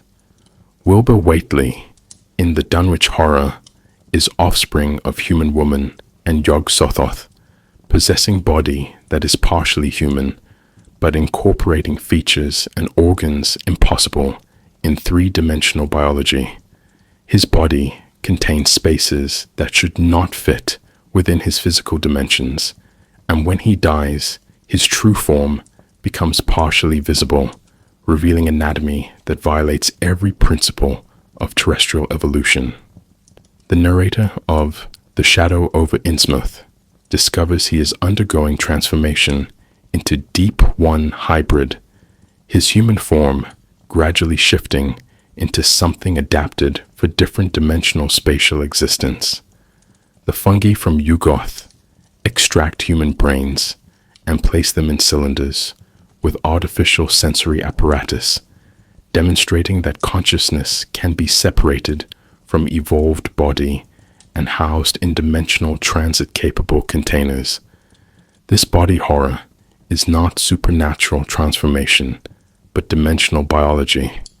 What happens when genetic material or physical form incorporates information from spaces operating under different physical laws? The hybrid body becomes site of dimensional merger, matter trying to maintain coherence while expressing incompatible organizational principles simultaneously. You do not remain human because humanity is three-dimensional category, and dimensional intrusion at biological level produces something that transcends or violates that category. The survivor's curse extends beyond knowledge to embodiment. You carry dimensional contamination in your cells, and your body will eventually express what your consciousness already knows, that human form is contingent, and other forms press against its boundaries, waiting. The proposition that some dimensions are better left unknown runs counter to Enlightenment assumptions about knowledge as inherently beneficial and ignorance as obstacle to human flourishing. Lovecraft's cosmology inverts this framework entirely, suggesting that certain truths about dimensional structure are not merely disturbing, but actively harmful to consciousness, that encounters them. The phrase, better left unknown, appears in various forms throughout the text, spoken by characters who have glimpsed what lies beyond conventional reality and conclude that humanity's ignorance is protective rather than limiting. This is not obscurantism or anti-intellectualism. It is recognition that human cognitive architecture evolved to navigate specific environmental conditions and cannot be arbitrarily extended to accommodate unlimited truth. We are structured to perceive three-dimensional Euclidean space populated by material objects operating under consistent physical laws. Exposing this consciousness to accurate information about non-Euclidean dimensions, entities composed of matter following different physical constants, and spaces where our categories dissolve, produces not enlightenment, but breakdown. The knowledge is not false. It is incompatible. And incompatibility at the level of foundational reality perception is not something consciousness can overcome through effort or adjustment.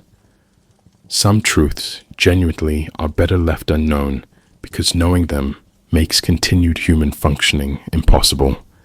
The Necronomicon functions as dimensional field guide, a text that supposedly contains observational data about entities, spaces, and conditions that exist beyond conventional dimensional framework.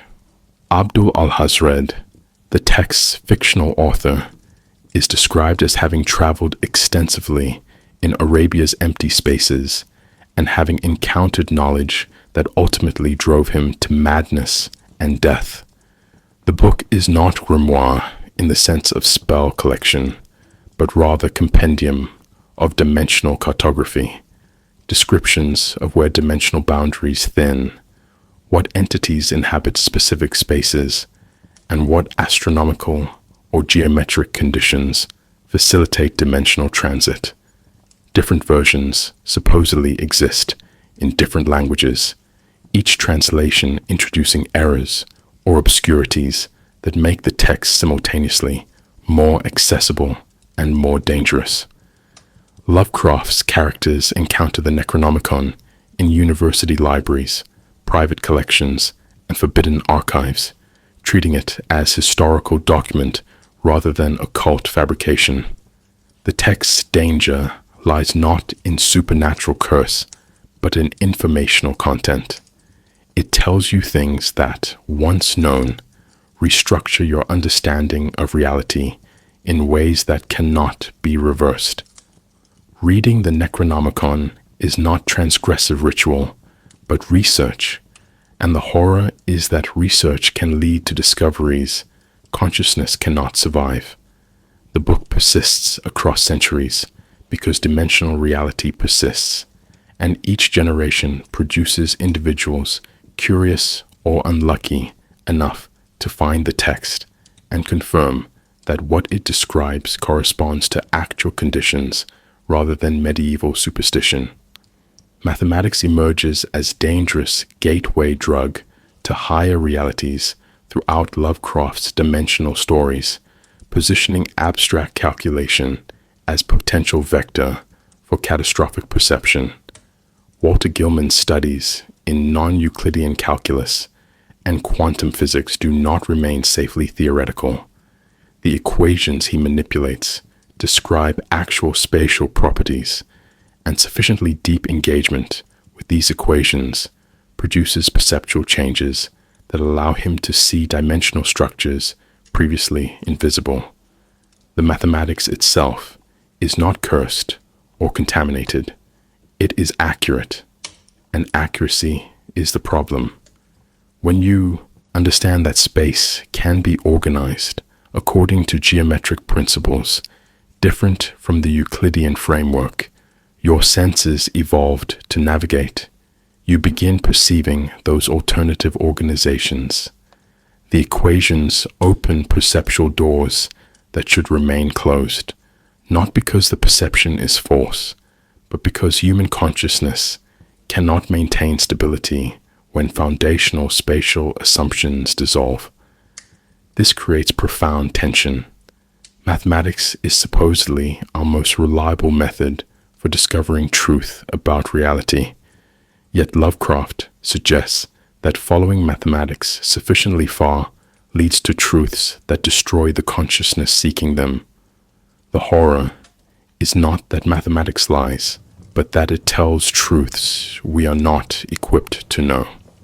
The elegant equations on the page correspond to spatial configurations in the world, and perceiving those configurations directly, not as abstractions, but as environmental facts, produces the cognitive collapse we label madness. Tribal and ancient peoples supposedly knew about dimensional reality and chose forgetting according to the framework Lovecraft constructs through various narrators. The carvings in the Antarctic city, the idol found in Cthulhu, cult ceremonies, the architecture of various forbidden sites, all suggest that previous civilizations possessed dimensional knowledge that they either lost through catastrophe or deliberately suppressed through cultural taboo. The implication is that dimensional awareness occurred earlier in human history, perhaps through accidental contact or teaching by non-human entities, and those who possessed this knowledge recognized its incompatibility with stable civilization. They created warnings, monstrous idols, forbidden zones, oral traditions about places that must not be approached as inoculation against rediscovery. Modern scholars encountering these warnings typically interpret them as superstition or primitive fear of natural phenomena. Lovecraft's framework suggests the opposite. The taboos were rational responses to genuine danger, and modernity's dismissal of them as ignorance represents catastrophic error. The ancient peoples knew more than we do, not less, and they chose forgetting because memory threatened survival. This inverts progress narratives entirely. We are not becoming more enlightened through accumulated knowledge. We are rediscovering dangerous truths that previous cultures wisely suppressed, and our confidence in knowledge as benefit blinds us to the possibility that some knowledge should remain permanently inaccessible. The academic's fatal curiosity archetype appears throughout Lovecraft's work as scholar whose professional commitment to investigation overrides survival instinct. These figures, archaeologists, linguists, historians, folklorists, encounter evidence suggesting dimensional reality and respond not with retreat, but with intensified research. They catalog anomalies, seek additional data, attempt to construct coherent theories that accommodate what they are discovering. This dedication to understanding is presented not as virtue, but as vulnerability, the academic equivalent of poking at something toxic because intellectual curiosity demands classification. The narrator of The Whisperer in Darkness continues corresponding with Akeley despite mounting evidence that something dangerous is occurring. Robert Olmsted in The Shadow over Innsmouth pursues historical research even as locals warn him to leave. The fatal pattern is consistent. Evidence accumulates, warnings are ignored or rationalized, confirmation arrives too late. The academic method, skepticism, evidence gathering, hypothesis testing, fails catastrophically when applied to dimensional phenomena because it requires sustained exposure to the very information that causes cognitive collapse. You cannot study dimensional reality safely because study requires engagement, and engagement produces contamination. The scholar's tools become vectors for infection, and the commitment to truth-seeking guarantees eventual destruction.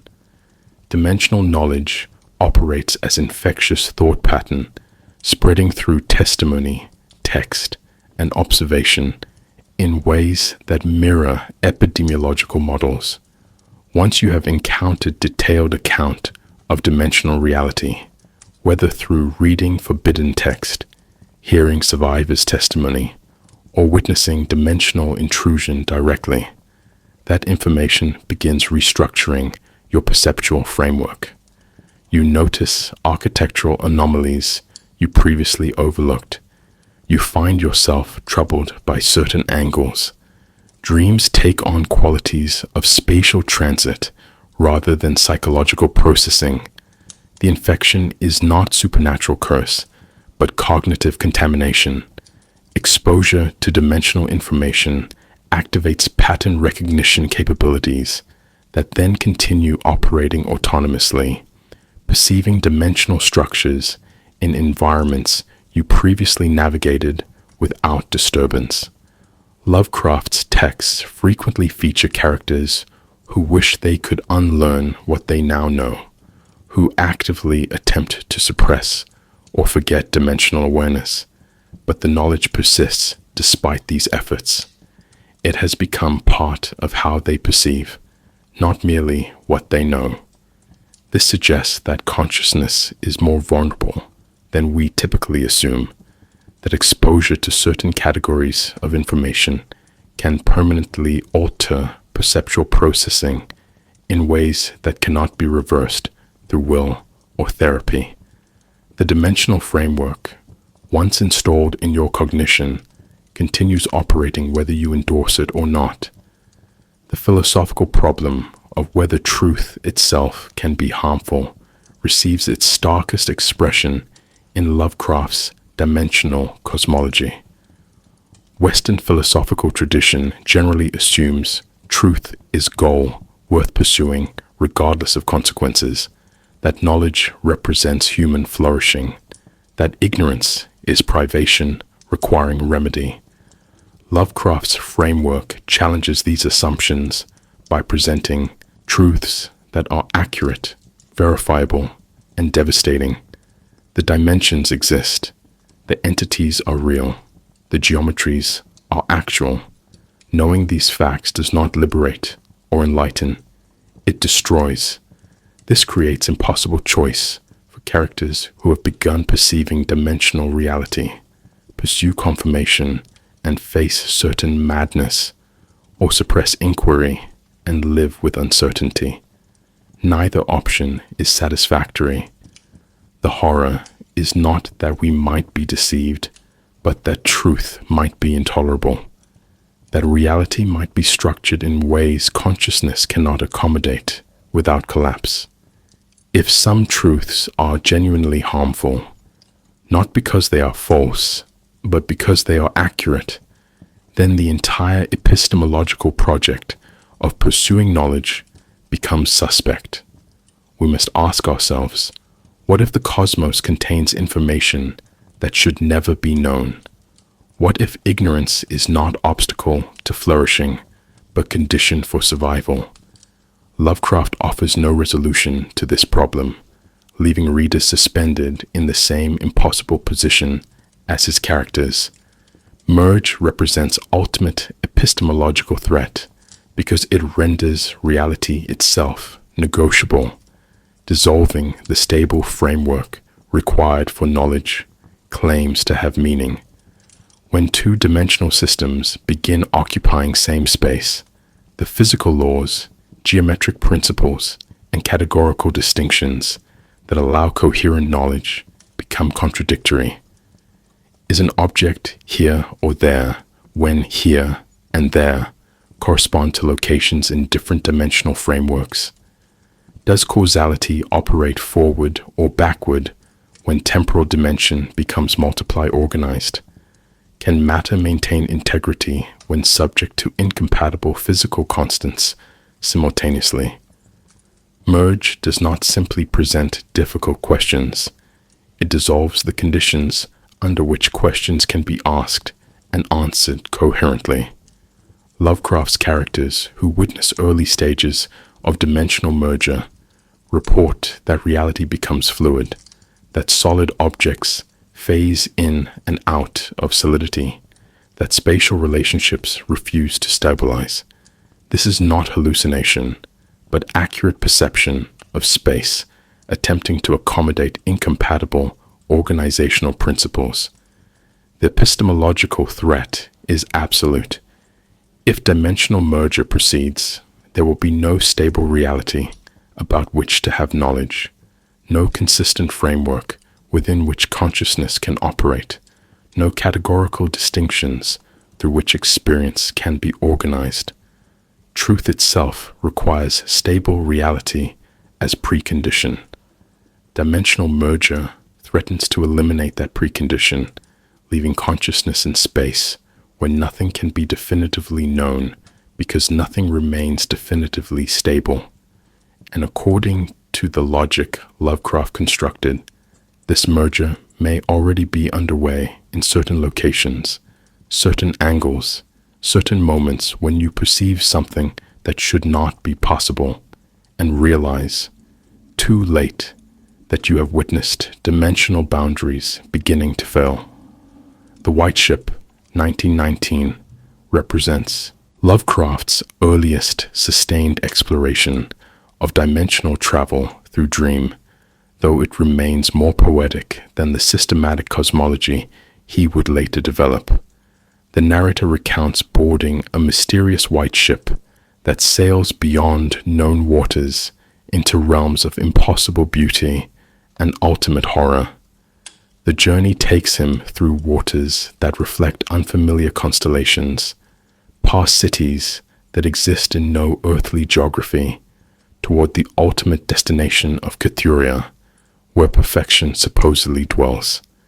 The dimensional mechanics remain vague. This is transit through dream space, rather than mathematically precise navigation. But the story establishes crucial precedent. Other spaces exist accessible through altered consciousness. These spaces have their own geography and inhabitants, and travel to them is irreversible in ways that destroy the traveler's ability to function in conventional reality. The narrator's return to the familiar lighthouse leaves him permanently displaced, unable to re-inhabit the world he departed. This early story contains the seed of what will become Lovecraft's dimensional cosmology. Spaces beyond, transit through consciousness, return that damages rather than enriches. The statement of Randolph Carter, 1919, introduces the motif of physical gates to dimensional spaces accessed through terrestrial geography. The story presents narrator and his companion Warren investigating ancient cemetery, where a hidden stairway descends into impossible depths. Warren ventures down alone while maintaining telephone communication with Carter above, and his final transmissions report encountering something vast and ancient waiting below. The story ends with Warren's disappearance and Carter's inability to explain what occurred. The dimensional significance lies in Lovecraft's treatment of physical depth as pathway to alternate reality. The stairs descend farther than geological structure should allow, suggesting they lead not merely underground, but into space adjacent to conventional three-dimensional reality. The cemetery becomes liminal zone, where boundaries between dimensions weaken, and sufficient physical descent translates into dimensional transit. This establishes pattern that will recur throughout Lovecraft's work. Certain locations on Earth serve as thresholds, and those who descend or penetrate deeply enough do not simply explore, but cross into frameworks governed by different principles. The statement format, Carter testifying about events he witnessed but cannot explain, becomes template for dimensional testimony. Beyond the Wall of Sleep, 1919, explicitly presents consciousness as vehicle for dimensional travel, with dreams functioning as transit mechanism rather than psychological phenomenon. The narrator, working at mental institution encounters patient whose dreams seem to involve actual journeys to cosmic spaces beyond human comprehension. Using experimental apparatus, the narrator establishes connection with the patient's consciousness during sleep and experiences transit to stellar regions where entities of pure light engage in conflicts invisible to earthly astronomy. The story suggests that some human minds, particularly those labeled as mad or primitive, retain connection to dimensional frameworks that civilization has taught us to suppress. The patient's waking state is catatonic precisely because his consciousness habitually operates in dimensions incompatible with conventional reality. This story is crucial for establishing dreams not as symbolic but as literal dimensional experiences, accessible through consciousness that has either never fully committed to three-dimensional awareness or has somehow reactivated access previous generations possessed. The dimensional framework here is less developed than later works, but the core claim is radical. Consciousness can travel independently of body to actual locations operating under different physical laws. Sci-fi and the other gods develop the dreamlands as structured dimension with consistent internal geography that multiple dreamers can access and navigate. Sci-fi is city that the dreamer Kuranis discovers and eventually chooses to inhabit permanently, abandoning waking life entirely. The other gods presents hierarchy of divine entities governing the dreamlands, with some gods being merely terrestrial deities accessible to dreamers, while other gods remain in outer voids beyond even dream access. These stories establish that the dreamlands are not personal psychological spaces unique to each dreamer, but shared dimension with stable features, politics, and dangers. Multiple stories reference the same locations: the city of Othar, where it is forbidden to kill cats, the Enchanted Wood, the peaks of unknown Kadath, suggesting cartographic consistency. This transforms dreaming from individual psychological process into dimensional transit mechanism, with sleep serving as technology for consciousness projection into actual space governed by different physical laws. The dreamlands exist whether humans dream them or not, just as waking dimension exists whether we perceive it or not. Dreaming becomes form of perception rather than imagination, and the dreamlands become location rather than psychological state. The Nameless City introduces dimensional archaeology, the discovery that Earth contains remnants of civilizations that knew dimensional truths, now forgotten. The narrator explores ancient Arabian ruins predating human history and discovers chambers descending into depths that should be impossible. The architecture suggests inhabitants of non-human proportion, and the deeper chambers contain evidence of continued habitation by creatures that fled surface world millennia past. The story climaxes with narrator's glimpse of vast realm existing beneath conventional reality, where ancient race continues its existence independent of human history. This establishes pattern that will culminate in At the Mountains of Madness, the archaeological expedition that uncovers dimensional knowledge through physical evidence. The ruins are not merely old, but dimensionally significant, structures built by entities that understood spatial principles humans have not mastered. The dimensional revelation comes not through mystical vision, but through systematic excavation and observation, treating dimensional knowledge as discoverable fact encoded in architecture and artifact. The horror emerges from recognizing that human civilization is recent, thin, built atop foundations we did not lay, and cannot comprehend. The chronological evolution across these early stories shows Lovecraft moving from poetic vagueness toward mathematical precision in dimensional conception. The White Ship treats alternate spaces as dreamlike and metaphorical. Beyond the Wall of Sleep suggests consciousness can travel to actual cosmic locations. Celipho and related stories establish dreamlands as stable dimension with internal consistency. The Nameless City grounds dimensional knowledge in physical evidence discoverable through archaeological method. Each story adds specificity, replacing mystical atmosphere with something approaching cosmological system. By the early 1920s, Lovecraft had established the core components that would structure his mature dimensional work: consciousness as transit mechanism, dreams as dimensional perception, Earth as location where boundaries between dimensions thin, and forgotten civilizations as repositories of dimensional knowledge. These elements would be synthesized and elaborated in later stories, but the foundation was constructed through these early experiments in presenting spaces beyond conventional reality.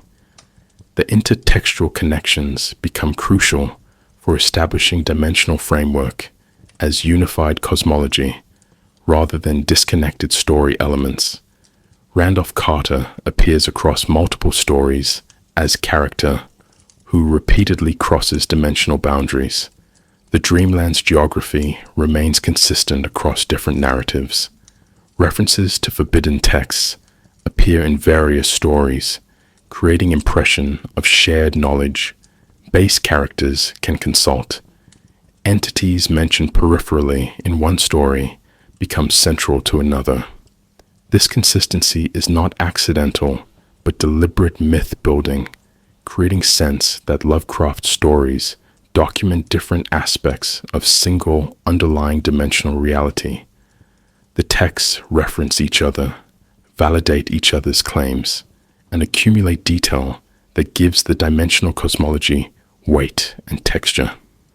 A reader encountering the dream quest of unknown Kadath after reading earlier Dreamland stories recognizes locations, understands references, perceives continuity, suggesting these spaces exist independently of individual narratives. This intertextuality functions as evidence within the fiction itself. Multiple texts documenting same locations and entities implies those locations and entities possess objective existence rather than being fabrications of individual imagination. The dimensional framework becomes progressively more real through accumulated textual testimony, and the early stories establish the baseline against which later elaborations build. Walter Gilman arrives at Miskatonic University to study mathematics and physics, specifically non-Euclidean calculus and quantum theory, and makes the fatal error of renting an inexpensive garret room in the witch house due to financial constraints.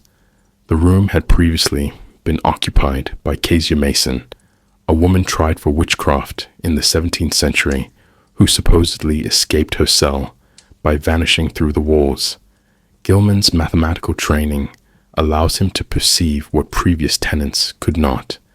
The room's angles are wrong, corresponding to dimensional weak points where spaces intersect. The walls meet at configurations that should not exist in three-dimensional Euclidean framework, and these configurations create apertures into adjacent dimensions. Lovecraft is explicit that Gilman's perception is not madness, but heightened awareness produced by his mathematical knowledge. He sees what is actually there, dimensional structures that conventional perception filters out. The room becomes laboratory for dimensional research, though Gilman did not intend it as such. His studies have prepared him to perceive, and the room's geometry forces perception upon him, whether he desires it or not. Keziah Mason represents historical dimension, which, woman who supposedly discovered dimensional transit through combination of folklore, mathematics, and deliberate transgression. According to testimony from her trial, she claimed that geometric configurations could facilitate passage through solid matter and that certain formulae allowed navigation of spaces beyond conventional reality. The authorities interpreted this as diabolical compact, but Lovecraft's framework suggests she had independently discovered dimensional mathematics centuries before modern physics formalized such concepts. Her familiar, brown Jenkin, described as rat-like creature with quasi-human face and hands, functions as dimensional entity that can manifest in conventional space and guide consciousness through dimensional passages. Mason's disappearance from locked cell proves her claims were not delusion, but functional knowledge. She achieved physical transit through dimensional aperture, effectively demonstrating that witchcraft accusations sometimes masked genuine dimensional capability. The witch becomes prototypical dimensional researcher, someone who approached reality structure from outside conventional frameworks and discovered functional principles that academic traditions would not formalize for centuries. The non-Euclidean architecture of the garret operates as functional dimensional technology rather than atmospheric detail. Gilman discovers that specific corners of the room lead elsewhere when approached from certain angles and at certain times. The slanted ceiling contains regions where dimensional boundaries thin, allowing perception of spaces that exist adjacent to but normally separate from conventional reality. Lovecraft describes the geometry with unusual precision, angles that produce nausea, wall-floor junctures that seem to recede impossibly, corners that appear to contain more spatial volume than three-dimensional mathematics allows. These are not subjective distortions, but objective properties of space that has been structured, whether intentionally by Mason or accidentally through historical factors, to incorporate non-Euclidean principles. When Gilman measures the room's dimensions, they do not correspond to the building's external proportions, suggesting interior space is organized according to different geometric system than surrounding structure. This dimensional inconsistency creates zones where transit becomes possible, thresholds where sufficiently aware consciousness can pass from conventional three-dimensional framework into adjacent spaces operating under alternative physical laws. Brown Jenkin functions as dimensional familiar, entity that exists comfortably in multiple dimensional frameworks and can guide human consciousness through transitions between them. The creature is described with disturbing specificity: rat body, human hands, bearded human face, capable of speech, eyes that reflect understanding rather than animal intelligence. This hybrid morphology suggests Brown Jenkin is not native to conventional three-dimensional space, but entity that has learned to project presence into it, while maintaining existence in other dimensions simultaneously. The creature appears to Gilman during waking hours and guides him during dimensional transits that occur through dreaming or semi-conscious states. Brown Jenkin serves Keziah Mason, suggesting relationship between dimensional entities and human practitioners who have achieved sufficient knowledge. The creature's ability to move through solid walls demonstrates dimensional transit capacity.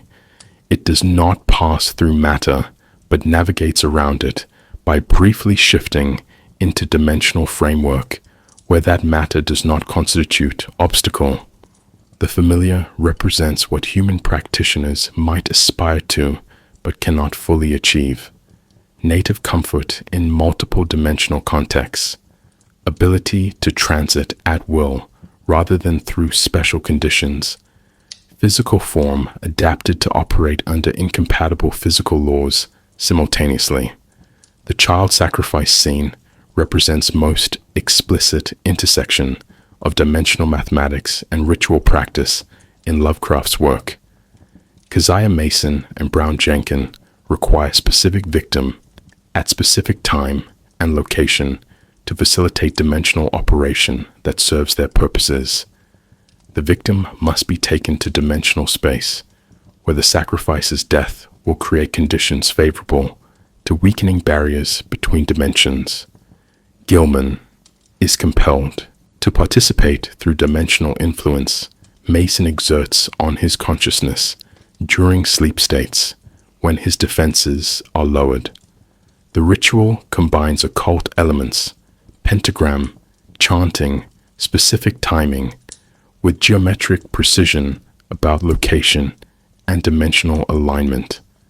Lovecraft suggests that what occult tradition calls sacrifice functions as dimensional technology. The death releases energy or creates disruption that affects dimensional boundaries at quantum level. The horror is not supernatural, but mechanical. The child is fuel for dimensional operation, and the ritual is engineering rather than superstition. Gilman's resistance comes too late and costs him his life, but he disrupts the operation sufficiently to prevent full dimensional breakthrough. The scene demonstrates that dimensional knowledge can be weaponized, that conscious entities on other side of dimensional boundaries have agendas requiring action in our space, and that human will is insufficient defense against dimensional manipulation by more experienced operators. This story centers merge anxiety more explicitly than most Lovecraft works, presenting sustained campaign to weaken dimensional barriers rather than isolated contact or temporary intrusion. Keziah Mason has been working for centuries toward creating permanent aperture through which dimensional traffic can flow freely rather than requiring special conditions. Each ritual, each manipulation of vulnerable consciousness, each careful arrangement of geometric and temporal factors contributes to progressive weakening of dimensional boundary at specific location. Arkham becomes focal point for merge, not through accident, but through accumulated efforts by entities and human collaborators who want dimensional separation to fail.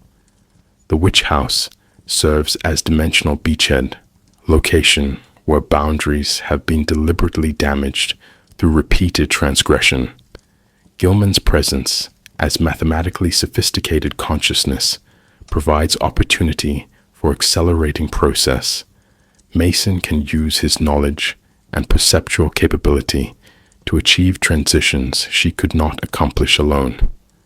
The merge being prepared is local rather than cosmic, affecting specific geographic location rather than entire planetary framework. But the principle is established. Dimensional boundaries can be systematically weakened through combination of mathematical knowledge, ritual practice, and persistent effort. What prevents global merge is not impossibility, but insufficient coordination and knowledge among those attempting it. The failure of rationalism emerges as perhaps the story's most disturbing implication. Gilman's mathematical sophistication does not protect him, but makes him more vulnerable to dimensional predation.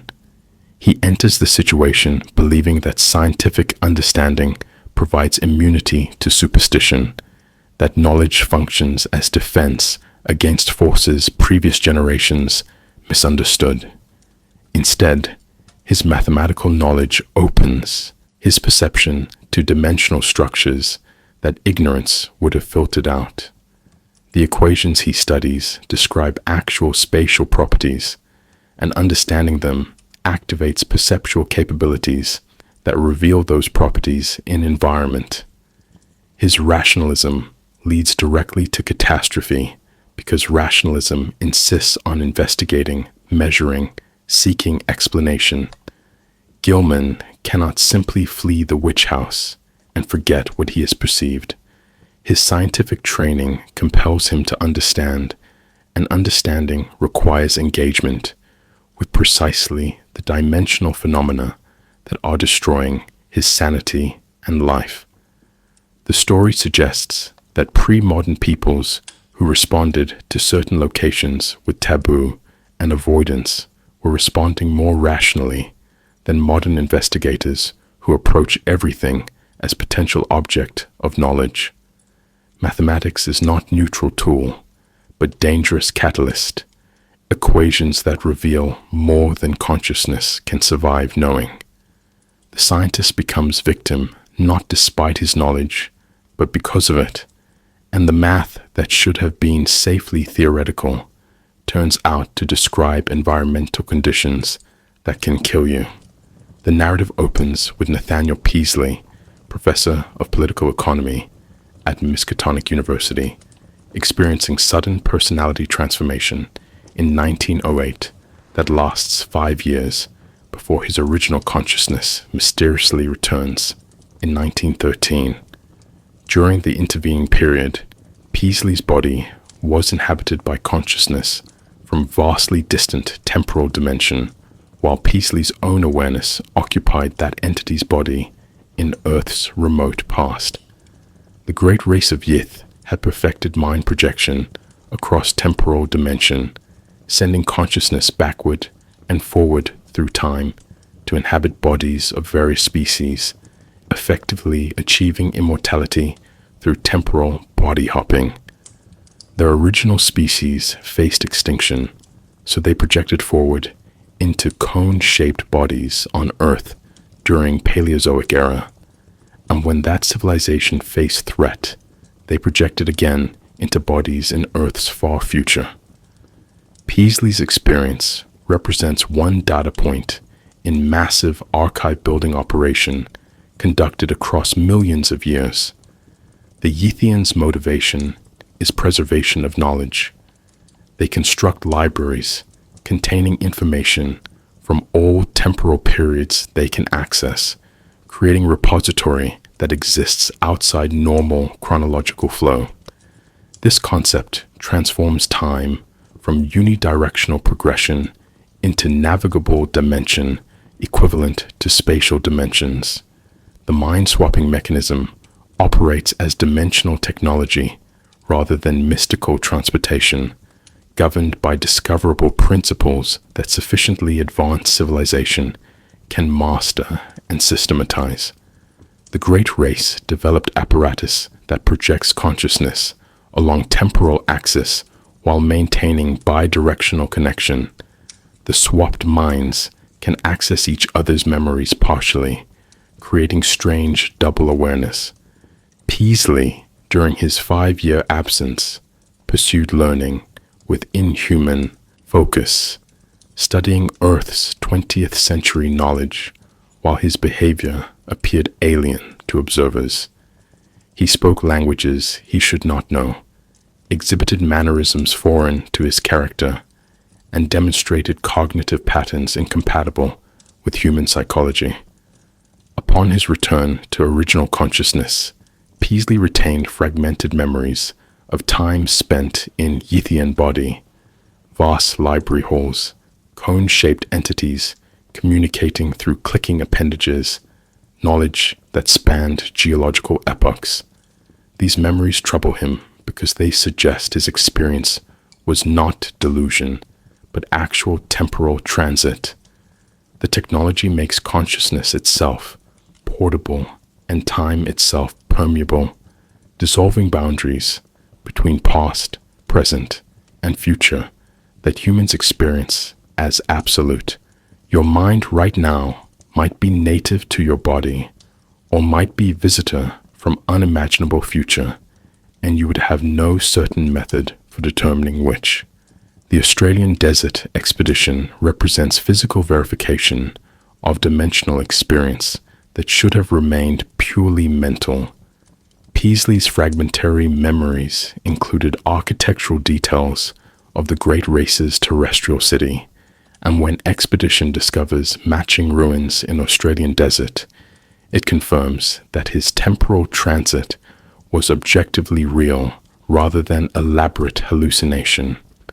The ruins contain cyclopean masonry, trapezoidal doorways sized for cone-shaped bodies, and underground passages that extend impossibly far. Most disturbingly, Peaslee discovers physical evidence of his own presence there.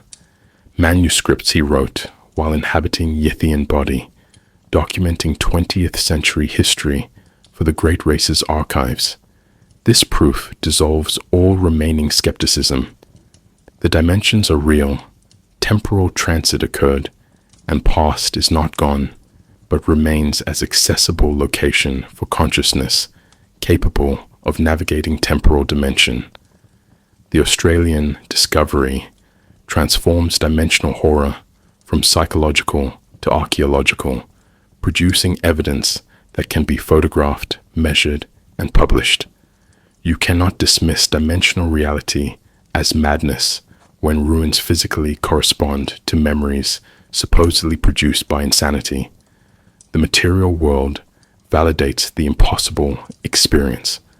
The library of all times represents ultimate expression of dimensional archival impulse, the attempt to gather and preserve knowledge from every temporal location, creating collection that exists outside historical progression. The Great Race's central motivation is not conquest or reproduction, but knowledge preservation. They travel through time specifically to document civilizations at various points, record their discoveries, archive their texts.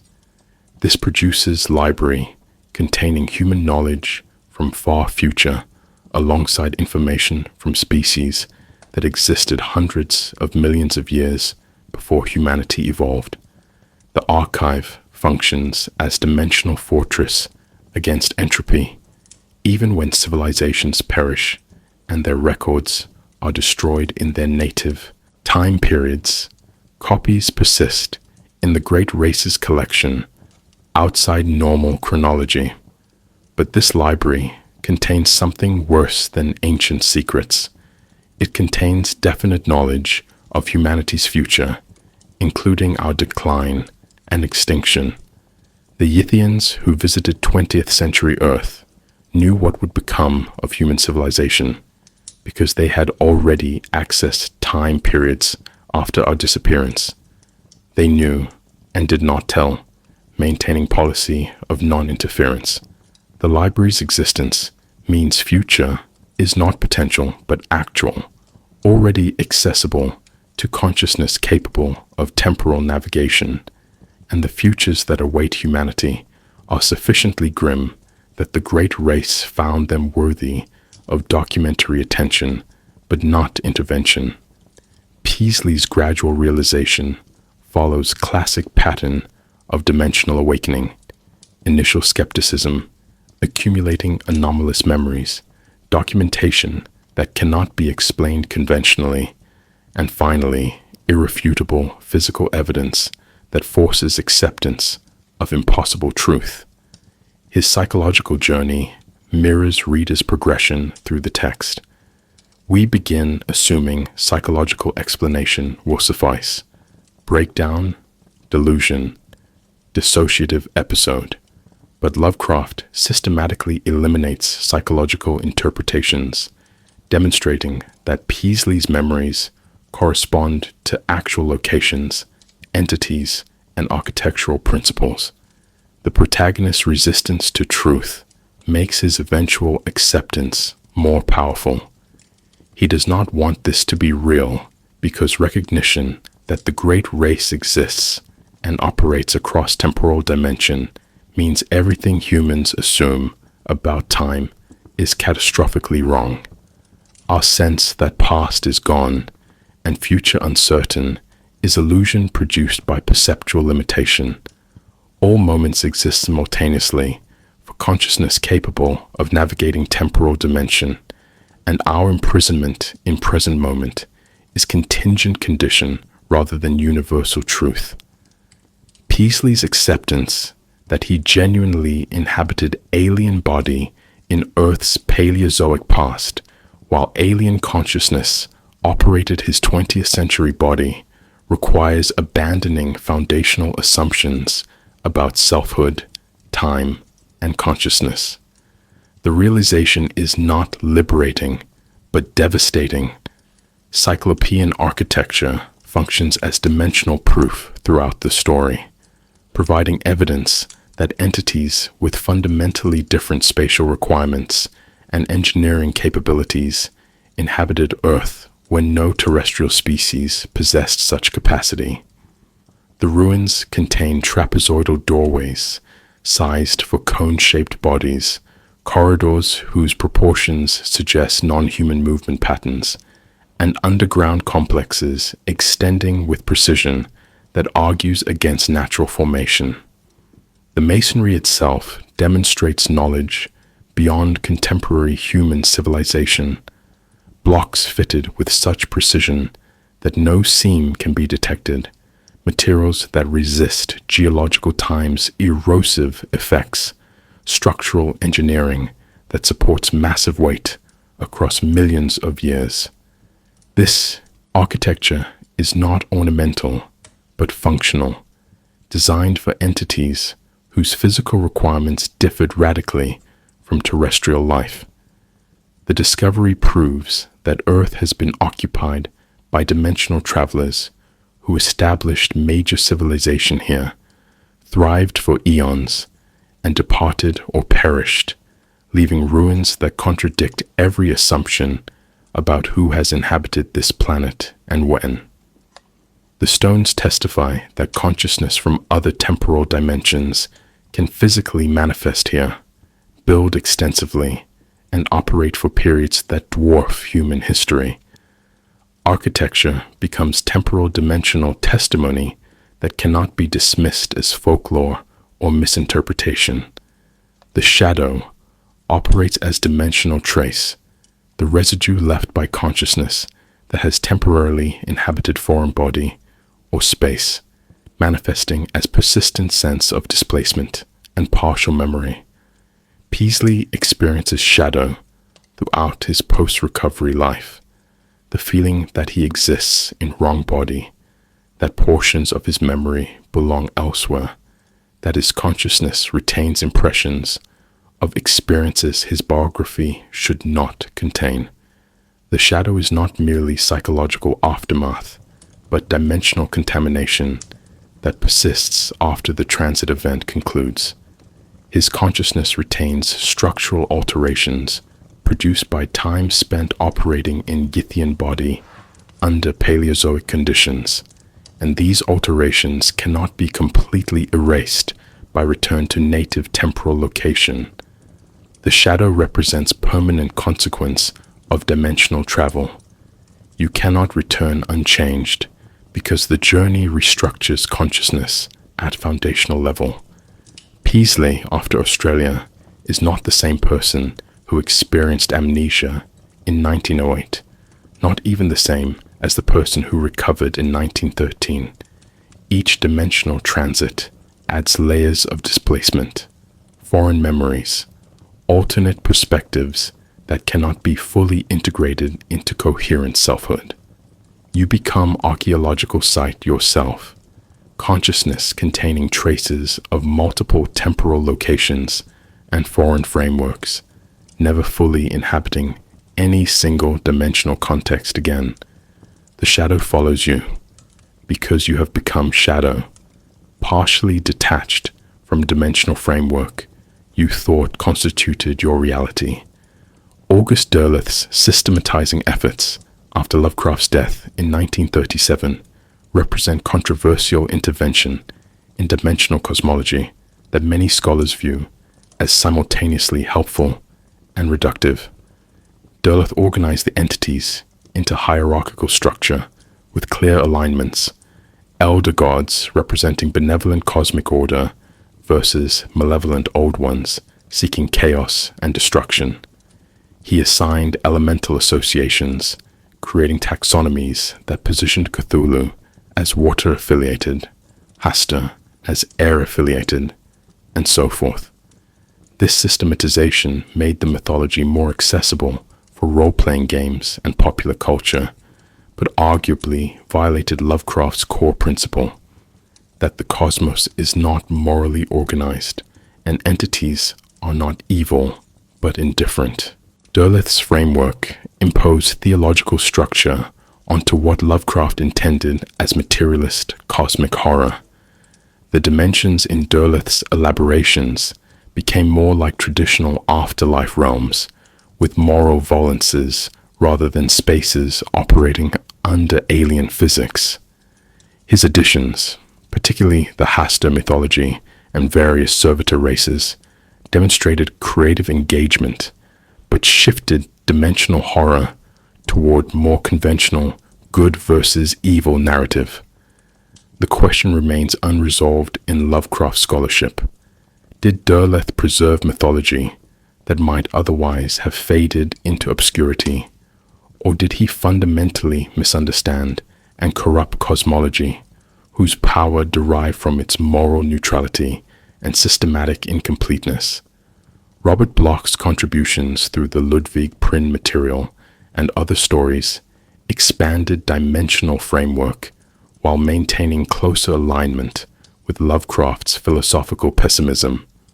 Bloch created De Vermis Mysteris, another forbidden text containing dimensional knowledge, and developed rituals and entities that operated in spaces adjacent to those Lovecraft described. His story, The Shambler from the Stars, features dimensional entity summoned through ritual mistake, and the creature's manifestation follows dimensional logic. It exists primarily in space humans cannot perceive, and becomes partially visible only when conditions align. Bloch understood that dimensional horror requires maintaining ambiguity about entity motivations and nature. His dimensional beings are not categorically evil, but fundamentally alien, pursuing agendas human consciousness cannot fully comprehend. The collaborations between Bloch and Lovecraft during the latter's lifetime established precedent for shared universe, where different authors could contribute dimensional information without requiring complete consistency. Each author's additions represented another fragmentary account, another partial testimony to dimensional reality, whose full scope no single human observer could grasp.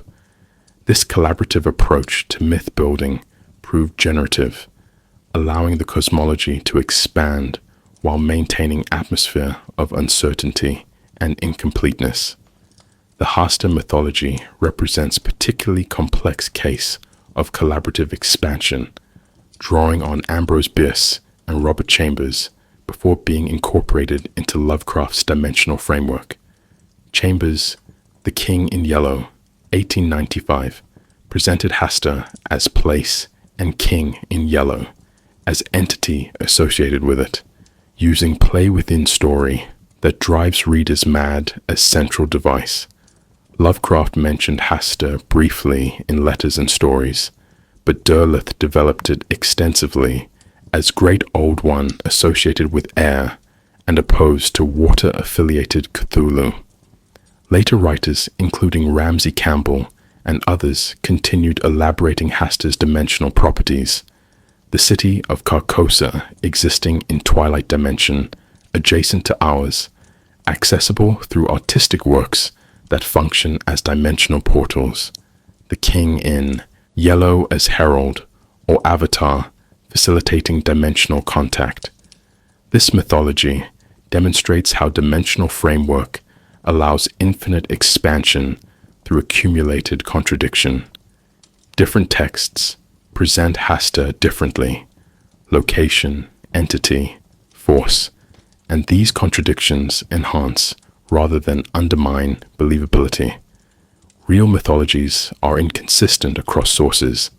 Real dimensional phenomena might manifest differently depending on observers' perceptual framework and dimensional viewing angle.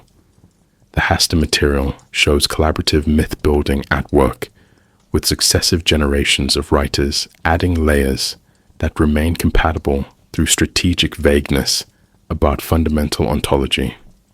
Lynn Carter and the Zothic legend cycle represent later systematization efforts that attempted to provide comprehensive dimensional taxonomy while expanding the mythology beyond Earth-centric focus. Carter proposed that various entity groupings originated from different dimensional spaces, the old ones from spaces beyond conventional dimensionality, the elder gods from dimensions adjacent to ours, various servitor races from specific dimensional locations. His stories and non-fiction writing about the mythology created elaborate charts positioning entities in relationship to each other and to dimensional structure. These taxonomies proved useful for role-playing games and comprehensive reference works, but raised familiar question about whether exhaustive cataloging violates fundamental principle that dimensional cosmology should remain permanently incomplete. Carter's work exemplifies tension between making mythology accessible and preserving its essential unknowability. His dimensional maps and entity classifications provide framework for understanding, but potentially reduce cosmic horror to manageable category system.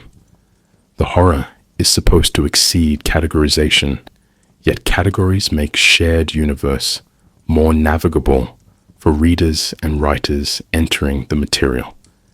This represents ongoing negotiation between completeness and mystery that continues in contemporary Lovecraft-inspired work. Modern mythos writers, including Thomas Ligotti, Laird Barron, and Jeff Vandermeer, have adapted dimensional framework to contemporary anxieties while maintaining philosophical core.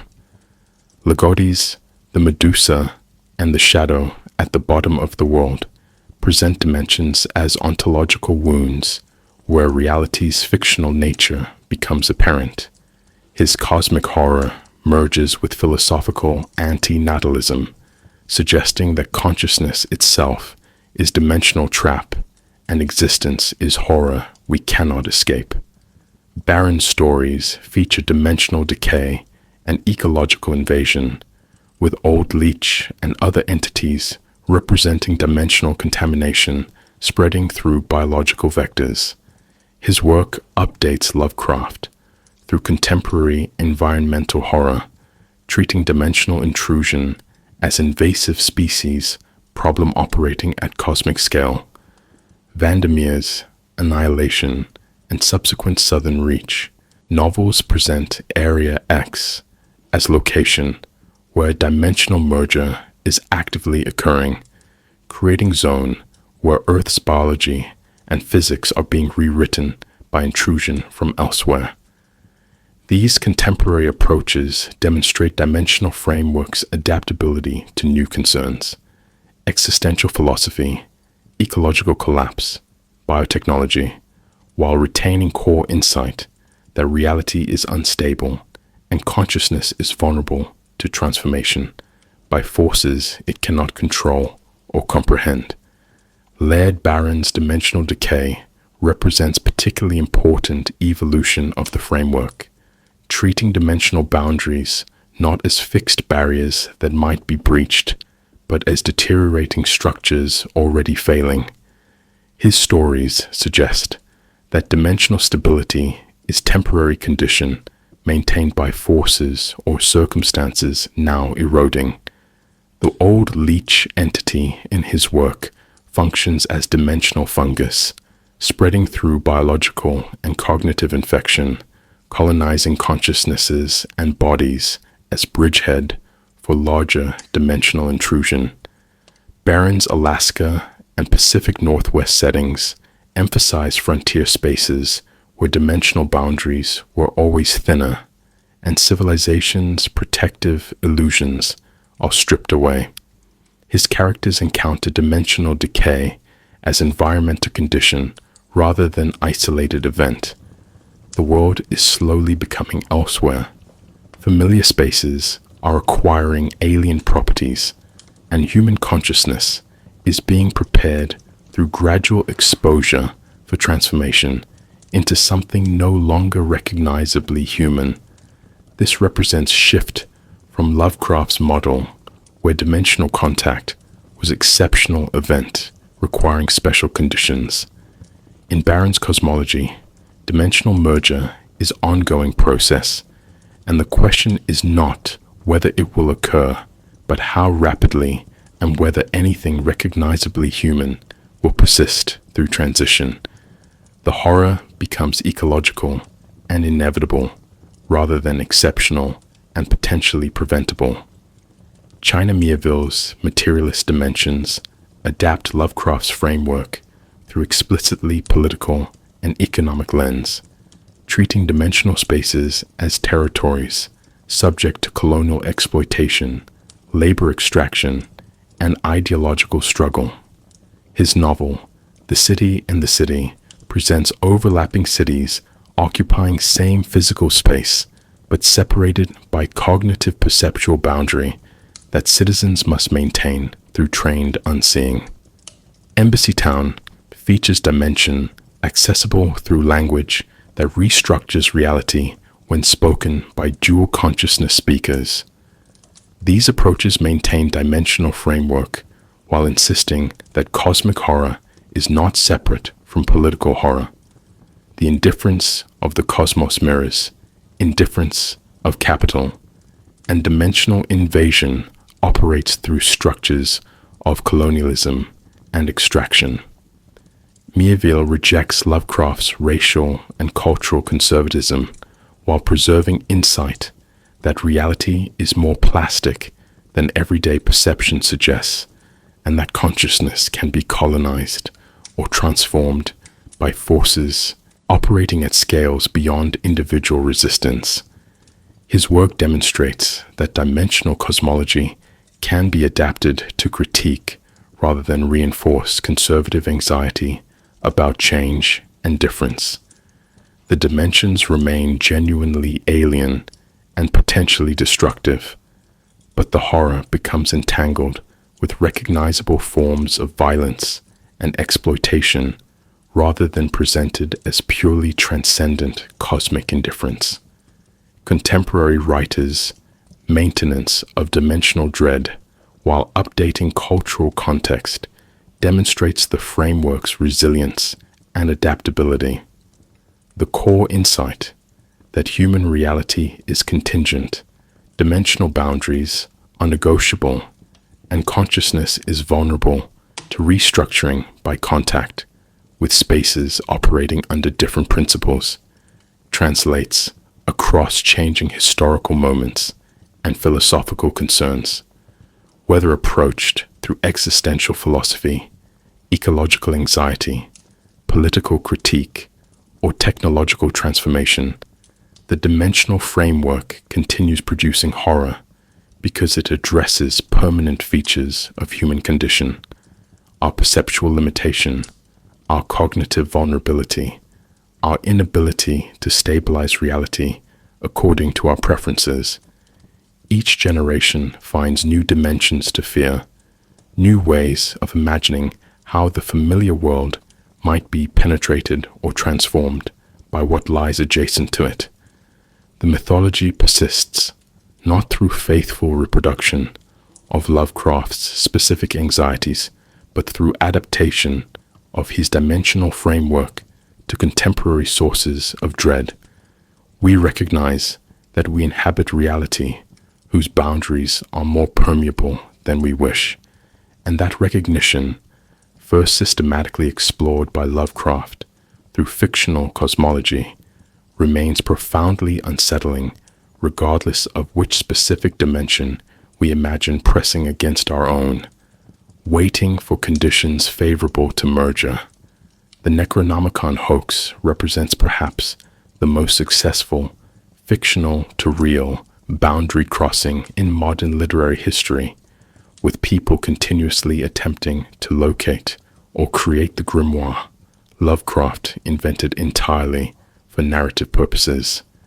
Within years of Lovecraft's death, pranksters began producing fake Necronomicons, some as obvious forgeries, others as elaborate scholarly hoaxes, complete with fabricated publication histories. The Simon Necronomicon, published in 1977, combined Lovecraftian names with Sumerian mythology, creating best-selling occult text despite being complete fabrication. This book has been used in actual rituals by practitioners who either believe it genuine or find its fictional origin irrelevant to its functional utility. The phenomenon reveals hunger for dimensional knowledge to be real, accessible, and transformative. People want the Necronomicon to exist because its existence would validate the dimensional framework Lovecraft described. If the book is real, the dimensions might be real. If the dimensions are real, then our mundane existence is not the full scope of reality. The hoax succeeds perpetually because the desire for forbidden dimensional knowledge exceeds skepticism about source. Libraries continue receiving inquiries asking for copies, demonstrating that Lovecraft's fictional cartography of dimensional reality has achieved mythological status, independent of its acknowledged fictional origin. Architectural locations marketed or interpreted as dimensionally significant demonstrate how fictional framework can be retrospectively applied to real structures, creating tourist destinations and folklore. The Winchester Mystery House in California, built by Sarah Winchester through decades of continuous construction supposedly directed by spirits, is frequently interpreted through Lovecraftian lens as structure designed to confuse dimensional entities or incorporate protective geometries. The house contains stairs leading nowhere, doors opening to walls, and hallways with deliberately disorienting angles, features that can be read as dimensional confusion tactics, whether or not that was the builder's intention. Similarly, various European churches and ancient structures with unusual geometries are now discussed in forums and alternative history channels as potentially incorporating dimensional knowledge preserved from pre-Christian traditions. The Coral Castle in Florida, built by a single individual using techniques that remain disputed, attracts speculation about dimensional leverage or access to knowledge from other spaces. These interpretations demonstrate how dimensional framework provides explanatory schema for architectural anomalies that might otherwise be attributed to eccentricity, construction errors, or conventional engineering. The dimensional explanation feels more profound and generates more interest, transforming mundane buildings into potential evidence of hidden knowledge. Whether these structures actually incorporate dimensional principles is less important than the fact that people now possess vocabulary and framework for making such interpretations. Conspiracy theories around CERN's Large Hadron Collider frequently invoke dimensional breach scenarios, with online communities claiming the particle accelerator is attempting to open portals to other dimensions or has already caused dimensional instability. Videos circulate showing supposed dimensional tears above CERN facilities, typically clouds formations interpreted as rifts. The conspiracy theories combine genuine physics concepts about potential dimensions beyond the observable four with Lovecraftian dimensional horror, producing narrative where scientists are accidentally or deliberately weakening barriers between our space and others governed by alien principles. These theories gained significant traction around 2012, and continue circulating through alternative media platforms. The Philadelphia experiment mythology similarly combines military history with dimensional breach narrative, claiming World War II experiment in radar invisibility accidentally transported ship to another dimension or time. These conspiracies demonstrate that dimensional framework Lovecraft developed for fiction has become a available template for interpreting technological developments and governmental secrecy. When people feel alienated from scientific establishment and suspicious of institutional power, dimensional breach scenarios provide narrative that explains their anxiety through cosmic rather than merely political terms. The conspiracies are not simply false beliefs, but attempts to articulate genuine unease about technological capability exceeding human wisdom. Slender Man represents genuinely new dimensional entity emerging through 21st century collaborative online creation, demonstrating that dimensional mythology remains generative rather than merely preserved. The entity originated in 2009, Something Awful forums as Photoshop contest entry, but rapidly evolved into elaborate mythology with consistent properties across thousands of user-generated stories, videos, and images. Slender Man is described as existing dimensionally adjacent to human perception, manifesting incompletely in photographs and peripheral vision, capable of appearing simultaneously in multiple locations and associated with dimensional abduction of children. The entity combines Lovecraftian dimensional ambiguity with urban legend accessibility, becoming folklore for internet age. The 2014 stabbing incident, where two girls attacked a classmate supposedly to appease Slender Man, demonstrated that even knowingly, fictional entities can achieve psychological reality sufficient to motivate action. This case illustrates that dimensional entities do not require ancient pedigree to feel real. Contemporary, collaborative creation can produce mythology with comparable power.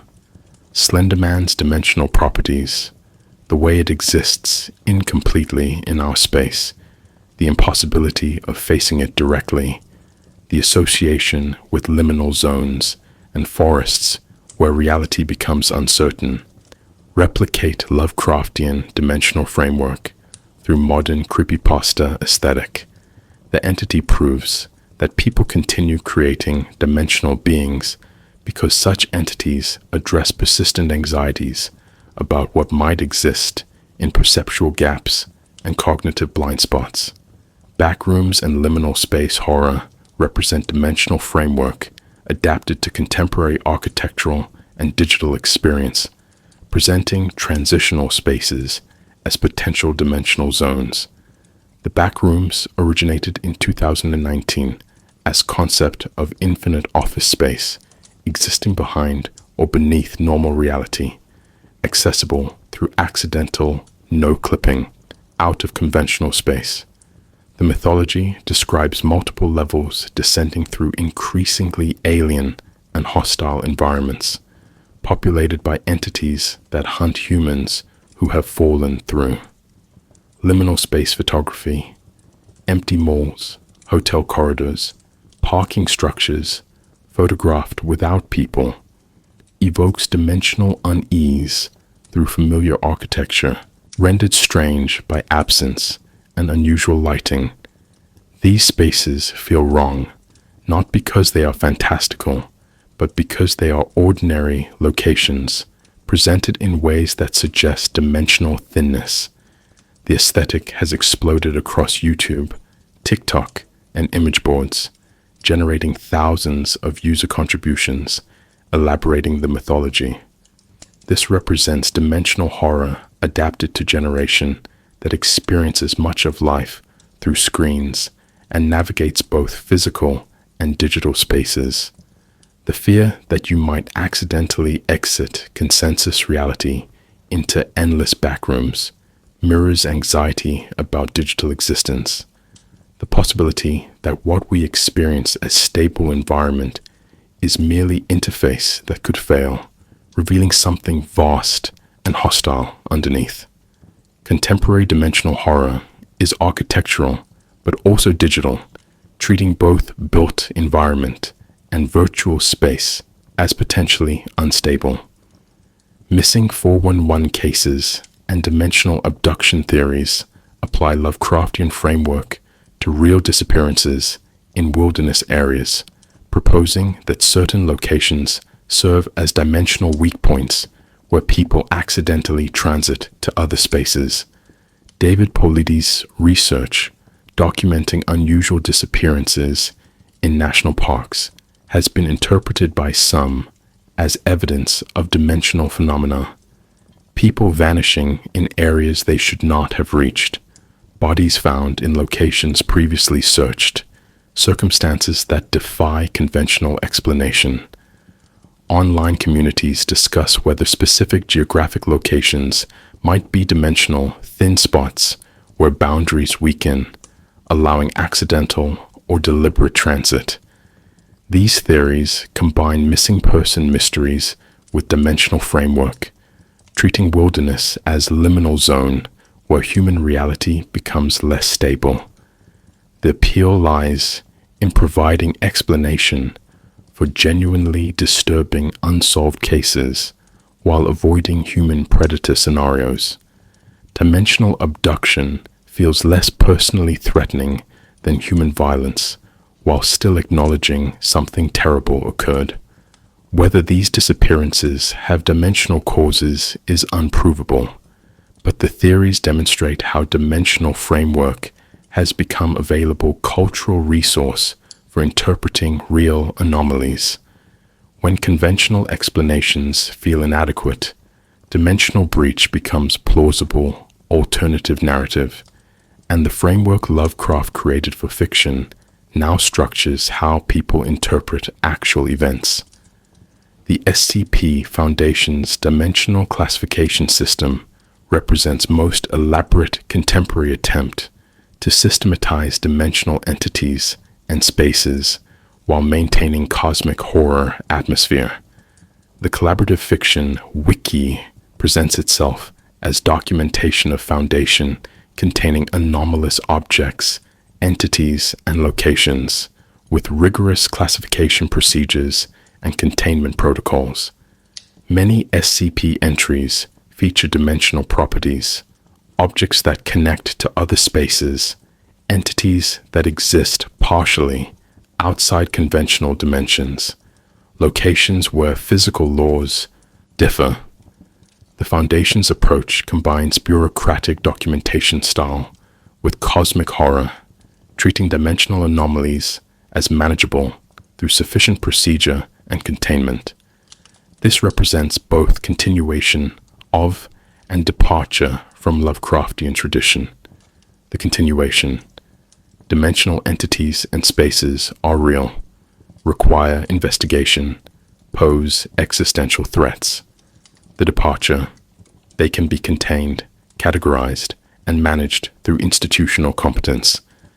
SCP represents post-Lovecraftian dimensional horror, where humanity fights back, develops countermeasures, and sometimes succeeds in maintaining reality stability despite constant dimensional incursions. The project's popularity, thousands of entries created by hundreds of authors, demonstrates appetite for dimensional horror presented through institutional rather than individual vulnerability. We want to believe dimensional threats can be managed even as we recognize they exceed human comprehension. The Foundation's inevitable failures and breaches maintain horror while offering fantasy of organizational competence that Lovecraft never allowed his protagonists. Films' struggle with unfilmable dimensions represents central challenge in adapting Lovecraft's cosmology to visual medium that requires showing what Lovecraft's power derived from suggesting. John Carpenter's In the Mouth of Madness, 1994, addresses this directly through protagonist who investigates horror novelist whose fiction is bleeding into reality, creating zones where dimensional boundaries fail. The film presents dimensional instability through increasingly unreliable editing, continuity errors that reveal themselves as dimensional shifts, and architecture that reconfigures when characters are not observing. Carpenter understands that dimensional horror on screen requires breaking cinematic grammar itself. The stable spatial continuity Hollywood editing maintains must fail to convey dimensional breakdown. The Void, 2016, attempts dimensional visualization through practical effects showing flesh transformed into geometric impossibilities, bodies reorganizing according to alien principles visible through tears in their skin. These films succeed not by depicting dimensions directly, but by showing consequences of dimensional contact on matter, consciousness, and narrative coherence itself. The most effective cinematic dimensional horror acknowledges impossibility of direct visualization and instead presents our reality becoming unstable, familiar spaces acquiring properties they should not possess, and characters' perceptual frameworks collapsing under dimensional intrusion. Stranger Things brought dimensional horror to mainstream audiences through the upside down, parallel dimension that mirrors our world but operates under hostile principles. The show's success demonstrates appetite for dimensional framework beyond cult horror audiences, packaging cosmic dread for family viewing through 1980s nostalgia and character-driven storytelling. The Upside Down is simultaneously familiar and alien, recognizable locations rendered toxic and predatory, inhabited by creatures that blur organic and dimensional properties. The show's mythology carefully establishes rules for dimensional transit, weak points where boundaries thin, and consequences of prolonged exposure. While more optimistic than Lovecraftian precedents, heroes fight back, government organizations attempt containment. The core premise remains dimensional. Spaces exist adjacent to ours. They are hostile to human life, and the boundaries between them are permeable under certain conditions. The series introduced dimensional vocabulary to generation that might not encounter Lovecraft directly, normalizing concepts of dimensional layers, portal mechanics, and reality as potentially unstable. Its cultural penetration demonstrates that dimensional horror resonates beyond genre audiences when packaged with compelling characters and accessible mythology. Video games represent perhaps most natural medium for dimensional horror because interactivity allows players to experience rather than merely observe dimensional navigation and its cognitive consequences. Bloodborne, 2015, presents Yharnam as city where dimensional boundaries have failed through ritual and plague, creating zones where reality operates under dream logic and cosmic entities press through into material space. The game's progression moves from gothic horror through dimensional revelation, with players gradually recognizing that what appeared as disease or madness is dimensional contamination. Control, 2019, features Bureau investigating paranatural phenomena, with headquarters existing in dimensional space that reconfigures based on collective, unconscious, and contains thresholds to other dimensions. The game's architecture is weaponized dimensional instability. Hallways extend impossibly, rooms contain more space than their exteriors allow, and navigating facility requires accepting that Euclidean geography has failed. Eternal Darkness, Sanity's Requiem, 2002, incorporated sanity meter that when depleted caused interface breaking effects, including fake game crashes and save deletions, using medium-specific tricks to convey protagonists' dimensional-induced madness.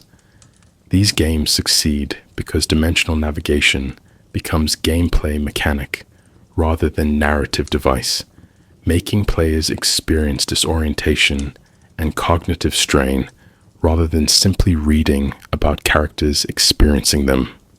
Tabletop role-playing games, particularly Call of Cthulhu, launched in 1981, translate dimensional cosmology into mechanical systems where investigation progressively damages sanity while revealing dimensional truth.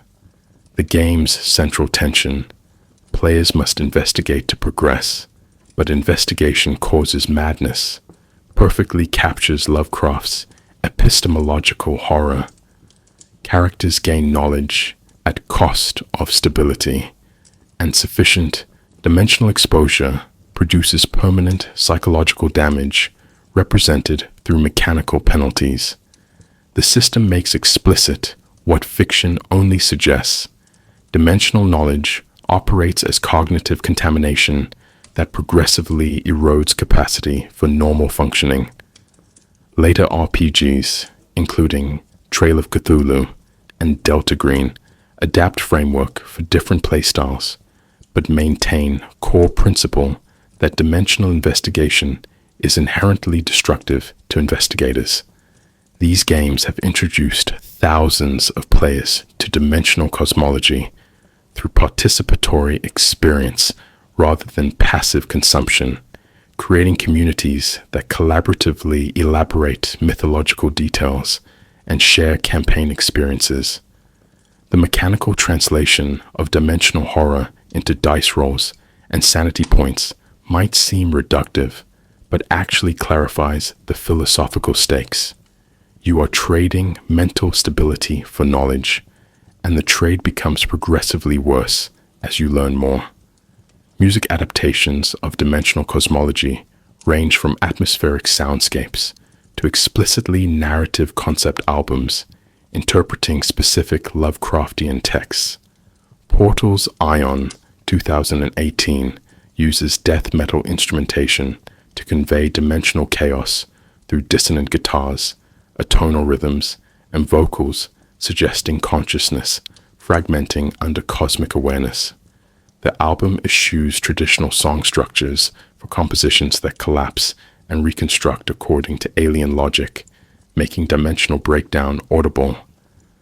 Cryo Chamber's Lovecraft ambient series, including Cthulhu 2014 and Azathoth 2016, creates sustained atmospheric pieces suggesting vast spaces operating under different physical principles, using drones and field recordings to evoke places that should not exist. These albums function as sonic architecture for dimensional spaces, providing soundtrack for contemplating cosmic horror. Metallica's The Call of Cthulhu and other metal interpretations treat dimensional entities as subjects for aggressive musical assault, channeling cosmic dread through volume and intensity. The musical adaptations demonstrate that dimensional framework translates across aesthetic registers. Ambient minimalism and death metal maximalism, both finding ways to make dimensional horror audible through different sonic strategies. Comics and graphic novels exploit visual medium to depict dimensional geometries and entities in ways that literary description and film visualization struggle to achieve. Alan Moore's Neonomicon and Providence series present dimensional contact through explicit sexual and psychological violation, using comic panel structure to show simultaneous events across dimensional frameworks and depicting entities that exist partially outside visual field. Moore understands that comics can show what prose can only describe and what film cannot visualize. The page can contain impossible geometries, contradictory perspectives, and visual information that would produce cognitive overload if encountered in motion. Junji Ito's Uzumaki uses spiral motif as dimensional pattern that progressively contaminates town, with his distinctive artwork depicting bodies and spaces transforming according to geometric principle that overrides biological and physical norms. The manga format allows gradual revelation across hundreds of pages, making dimensional contamination feel like slow catastrophe rather than sudden event. Comics' combination of visual impact and reader-controlled pacing creates unique advantages for dimensional horror. Readers can study impossible architecture, return to previous panels to confirm dimensional inconsistencies, and experience dimensional revelation at rhythm that respects their processing capacity rather than film's imposed temporal flow. Interactive media excel at dimensional dread because they transform the audience from observers into participants who must navigate dimensionally unstable spaces and make choices with consequences. Walking simulators like Layers of Fear use environmental storytelling and architecture that reconfigures behind the player's back to convey dimensional instability.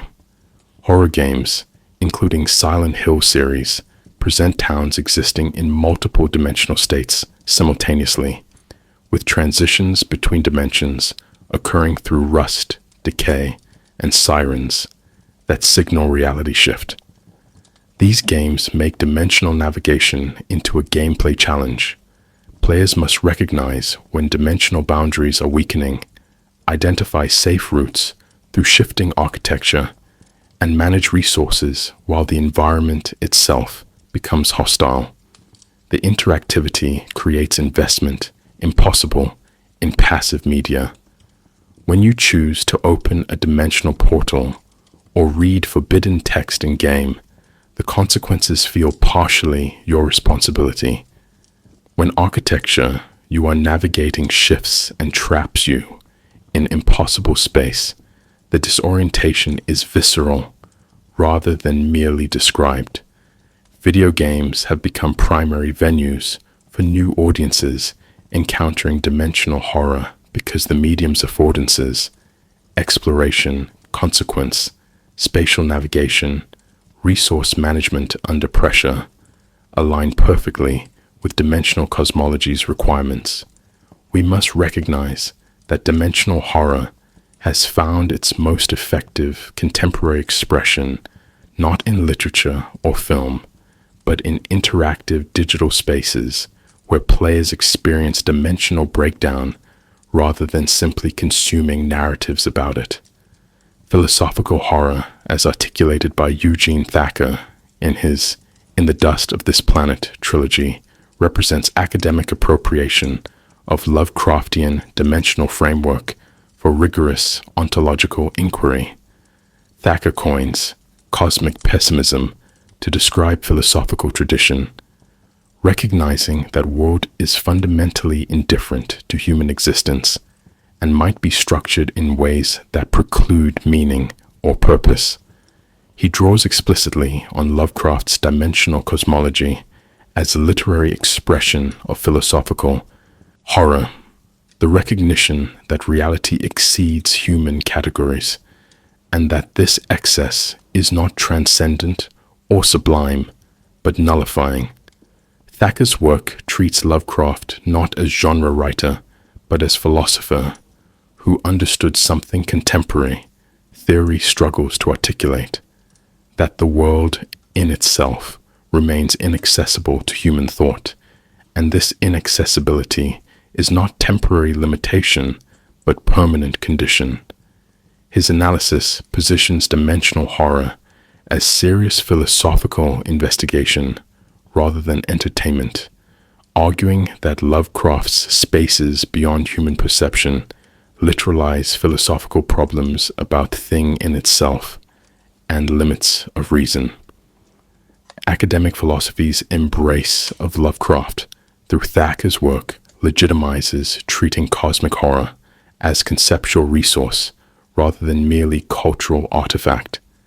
Mark Fisher's capitalist realism as dimensional trap extends Lovecraftian framework to political economy, arguing that late capitalism functions as reality system that makes alternatives unthinkable.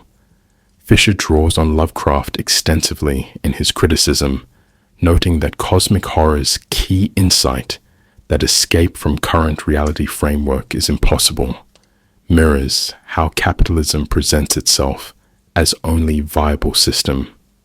In Fisher's analysis, capitalism operates as dimensional prison that has captured consciousness itself, making it impossible to imagine economic arrangements that do not conform to market logic.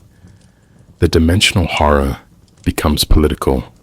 We are trapped in economic reality whose principles we cannot alter and whose operations exceed our control, much as Lovecraft's characters are trapped in dimensional frameworks they cannot escape.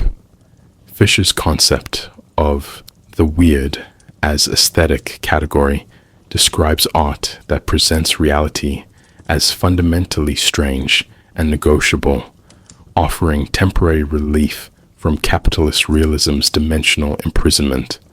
His work demonstrates how Lovecraftian dimensional framework can be repurposed for Marxist cultural criticism, treating dimensions not as cosmic, but as economic ideological structures that colonize imagination and foreclose alternatives. Graham Harmon's weird realism and object-oriented ontology transform Lovecraft's dimensional entities into philosophical arguments about objects' inherent withdrawal from complete access. Harmon argues that Lovecraft's writing demonstrates objects always exceed human perception and relation. We encounter only surfaces while objects' real being remains inaccessible. The dimensional entities in Lovecraft's work are not supernatural, but hyperreal, objects whose withdrawal from complete knowability is more obvious than ordinary objects, but philosophically equivalent. Harmon's Lovecraft is a metaphysician who understood that every object, not just cosmic entities, exists in dimensional excess beyond its relations and manifestations. This philosophical appropriation treats dimensional horror as insight into ontological structure rather than merely aesthetic effect. Objects recede from us, not because they are distant, but because recession is fundamental to objecthood itself. The dimensions are not elsewhere, but here, in gap between object and its appearance, and this gap is unbridgeable, not contingently, but necessarily. Harmon's work positions Lovecraft alongside Heidegger and Husserl as thinker who grasped something essential about being structure. Chaina Miéville's new weird political dimensions represent leftist appropriation of Lovecraftian framework, stripped of its conservative ideology, while retaining dimensional instability. Miéville argues that weird fiction's power comes from presenting reality as mutable and strange, challenging naturalization of current arrangements. His own fiction features dimensions that are explicitly political, spaces structured by colonial exploitation, labor extraction, and resistance movements. In Perdido Street Station and subsequent Baslag novels, dimensional creatures and spaces emerge from industrial processes and magical technological experimentation, treating dimensional instability as consequence of capitalist development rather than cosmic accident. Miéville's theoretical work insists that Lovecraft's racism and conservatism are separable from dimensional framework's radical potential, the sense that reality is not fixed, that spaces can be organized according to different principles, that what appears natural is actually contingent. These insights can serve revolutionary rather than reactionary purposes. Mieville's appropriation demonstrates that dimensional cosmology is politically plastic, available for projects that would horrify Lovecraft, but rely on conceptual tools he developed. Reddit's communities devoted to Lovecraftian content represent massive collaborative elaboration of dimensional mythology through user-generated contributions and collective world-building. Subreddits like r True Lovecraft and r Cthulhu gather hundreds of thousands of subscribers sharing original fiction, artwork, and interpretations. The r No Sleep Forum functions as contemporary venue for first-person horror narratives following Lovecraft's testimonial format, with dimensional breach stories appearing regularly and accumulating series across multiple posts. These online spaces demonstrate that dimensional mythology remains generatively incomplete. Users continue adding entities, dimensions, mechanisms for transit, and consequences of contact. The collaborative nature produces inconsistencies that paradoxically enhance believability, mimicking how real mythological traditions develop through multiple contributors with varying interpretations. Reddit's structure allows dimensional knowledge to spread through community exactly as Lovecraft's fictional cults spread forbidden texts. Users encounter posts describing dimensional phenomena, investigate reference materials, contribute their own experiences, and progressively build shared understanding of cosmology that exceeds any individual's contribution. Creepypasta's dimensional standardization through entities like the Rake, SCP objects, and Backrooms mythology represents industrialization of cosmic horror for internet age. These collaboratively created entities and spaces follow templates that make them immediately recognizable as dimensional threats while allowing infinite variation. The SCP Foundation's classification system provides standardized framework for describing anomalous objects and entities, complete with containment procedures and incident reports. This bureaucratic approach to dimensional horror creates a vast archive of interconnected stories, maintaining consistency through rigid formatting rather than authorial coordination. Creepypasta demonstrates how dimensional framework can be democratized. Anyone can contribute entity or space following established patterns, and community voting determines which contributions become canonical.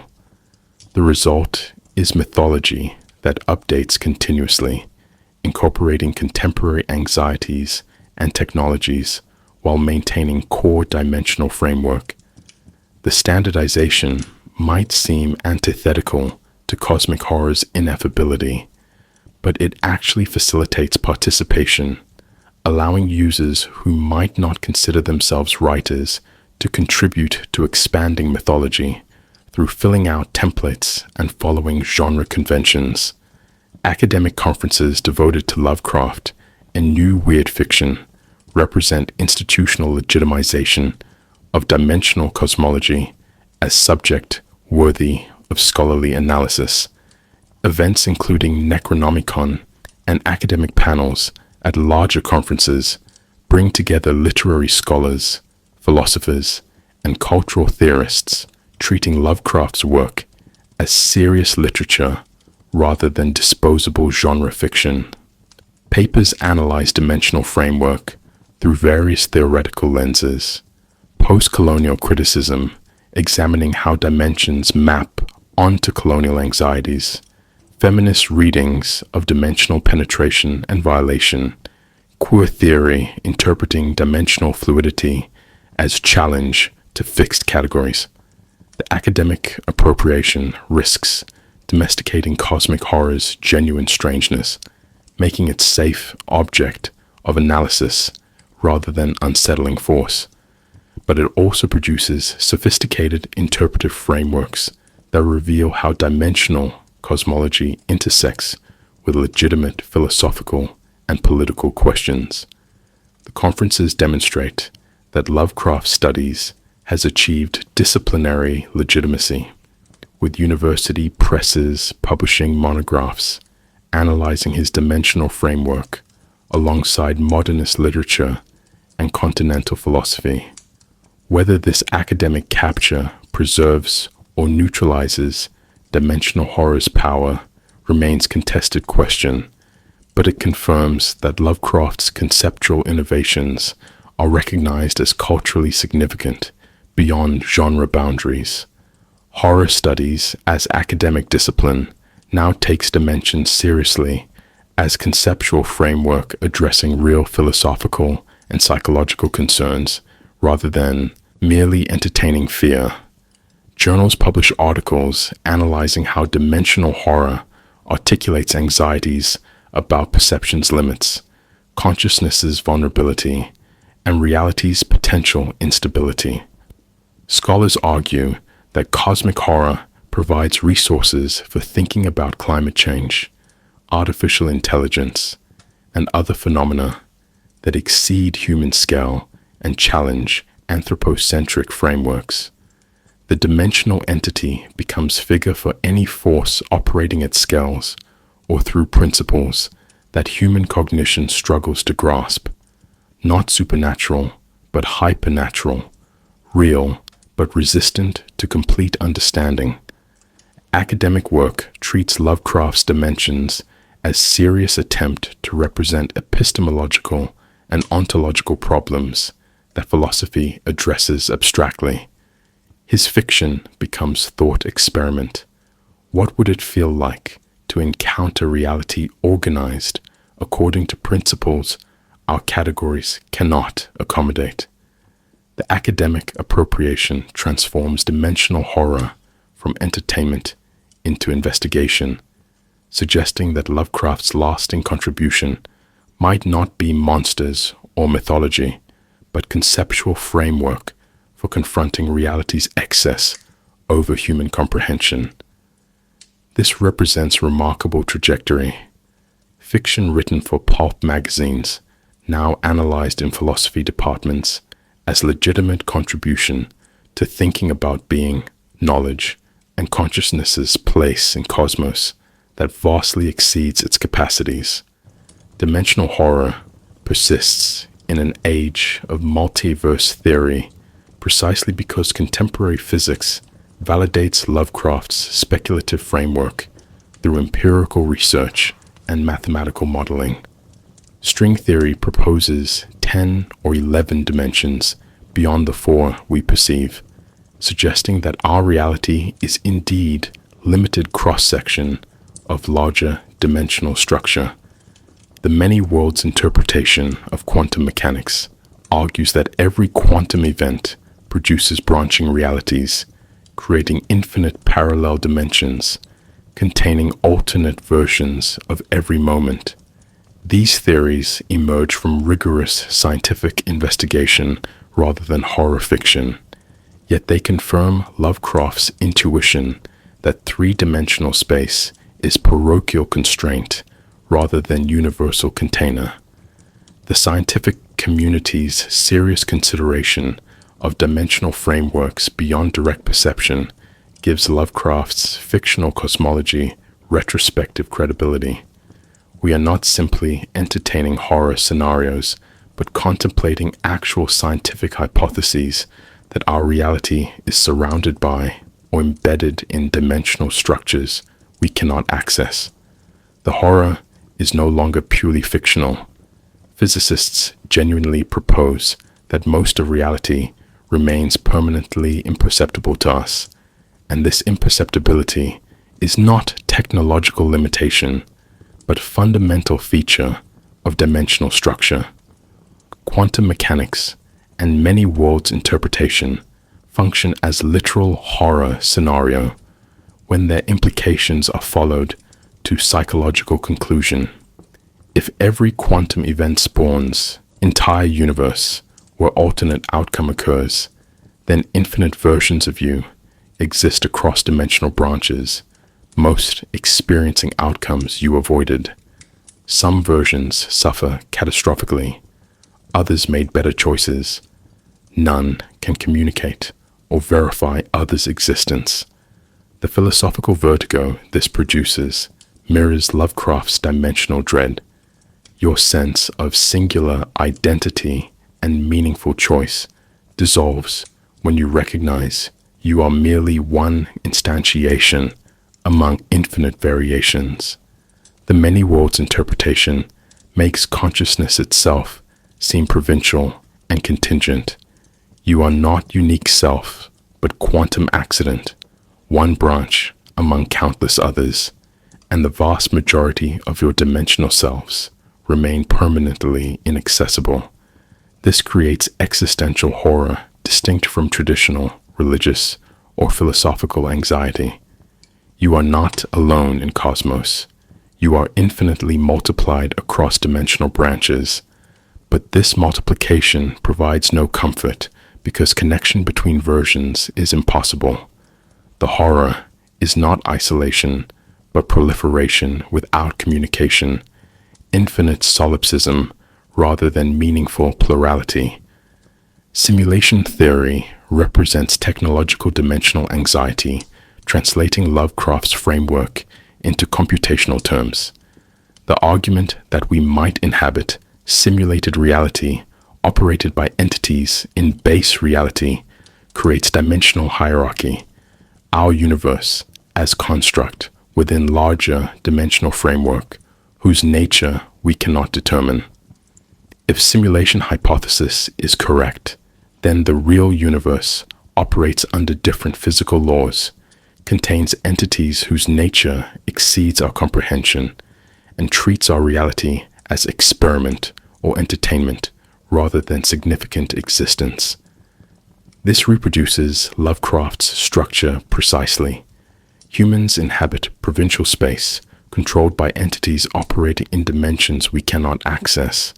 Our reality is contingent rather than fundamental, and our cosmic significance is nil. The simulation hypothesis makes dimensional horror scientifically respectable. Philosophers and physicists seriously debate whether we inhabit base reality or nested simulation, effectively asking whether we exist in Lovecraft's universe.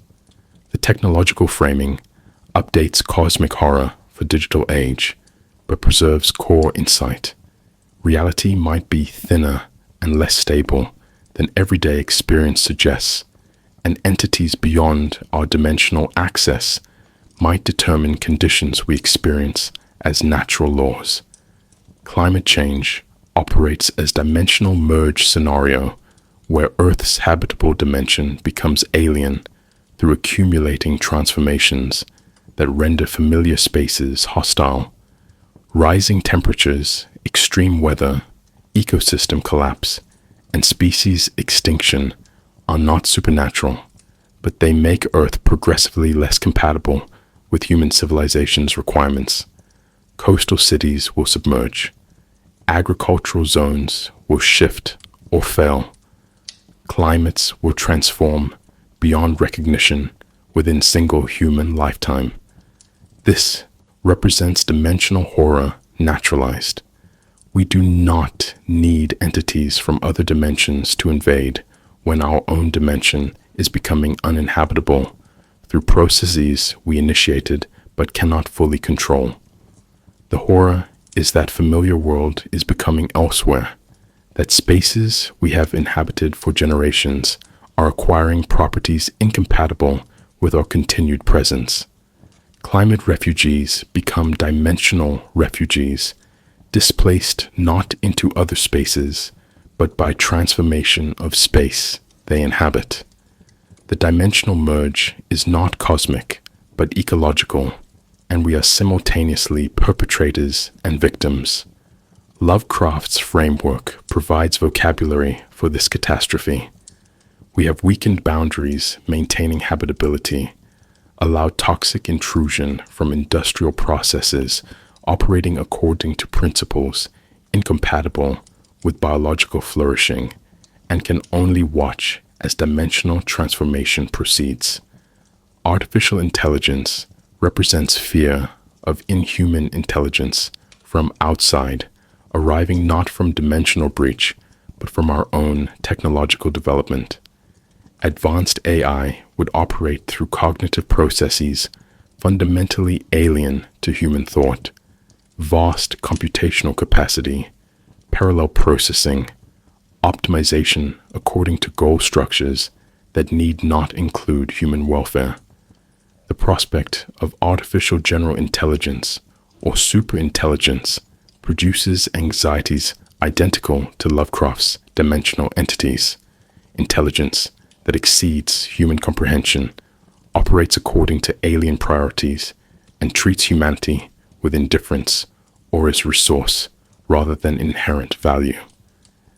The AI alignment problem, ensuring advanced AI systems pursue goals compatible with human flourishing, is dimensional containment problem translated into computer science.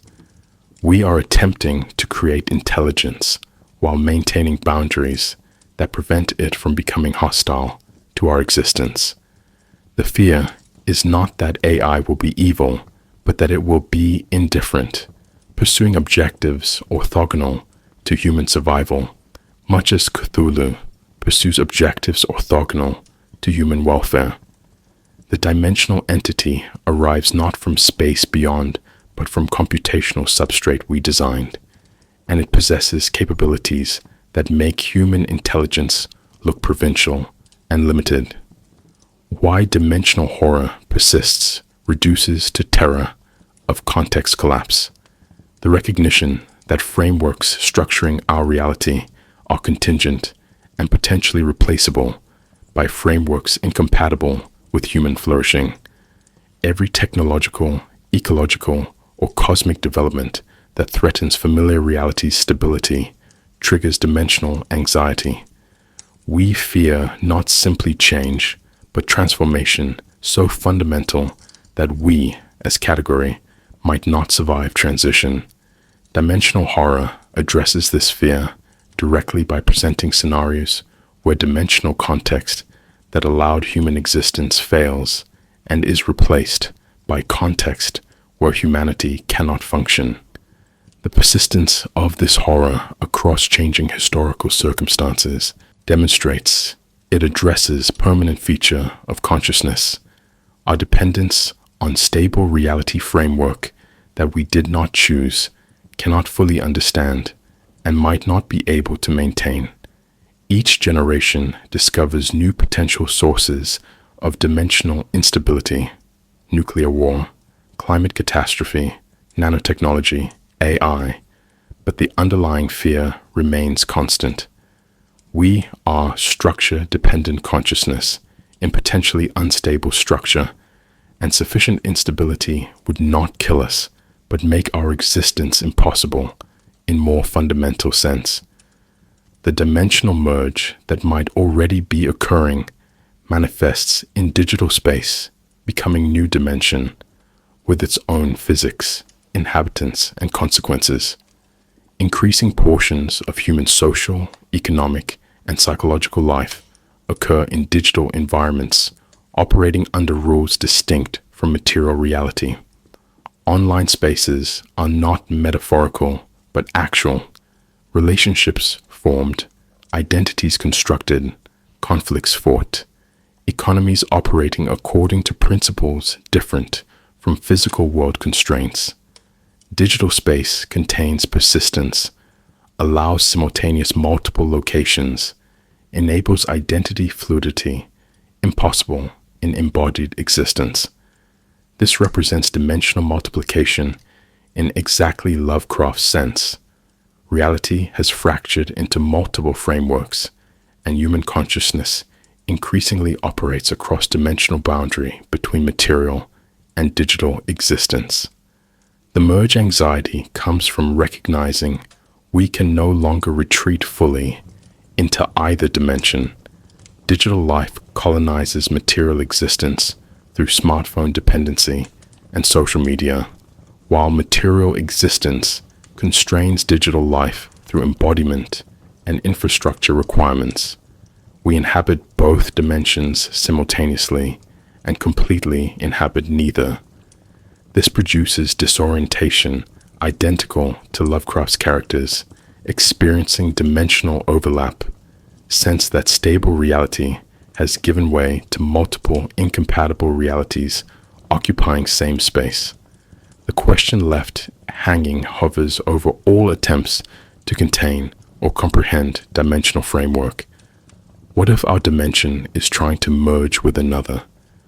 What if the dimensional boundary failures we detect, quantum anomalies, consciousness's hard problem, matter's strange behavior, at smallest scales, indicate not isolated phenomena, but systematic pressure from adjacent dimension pressing against ours?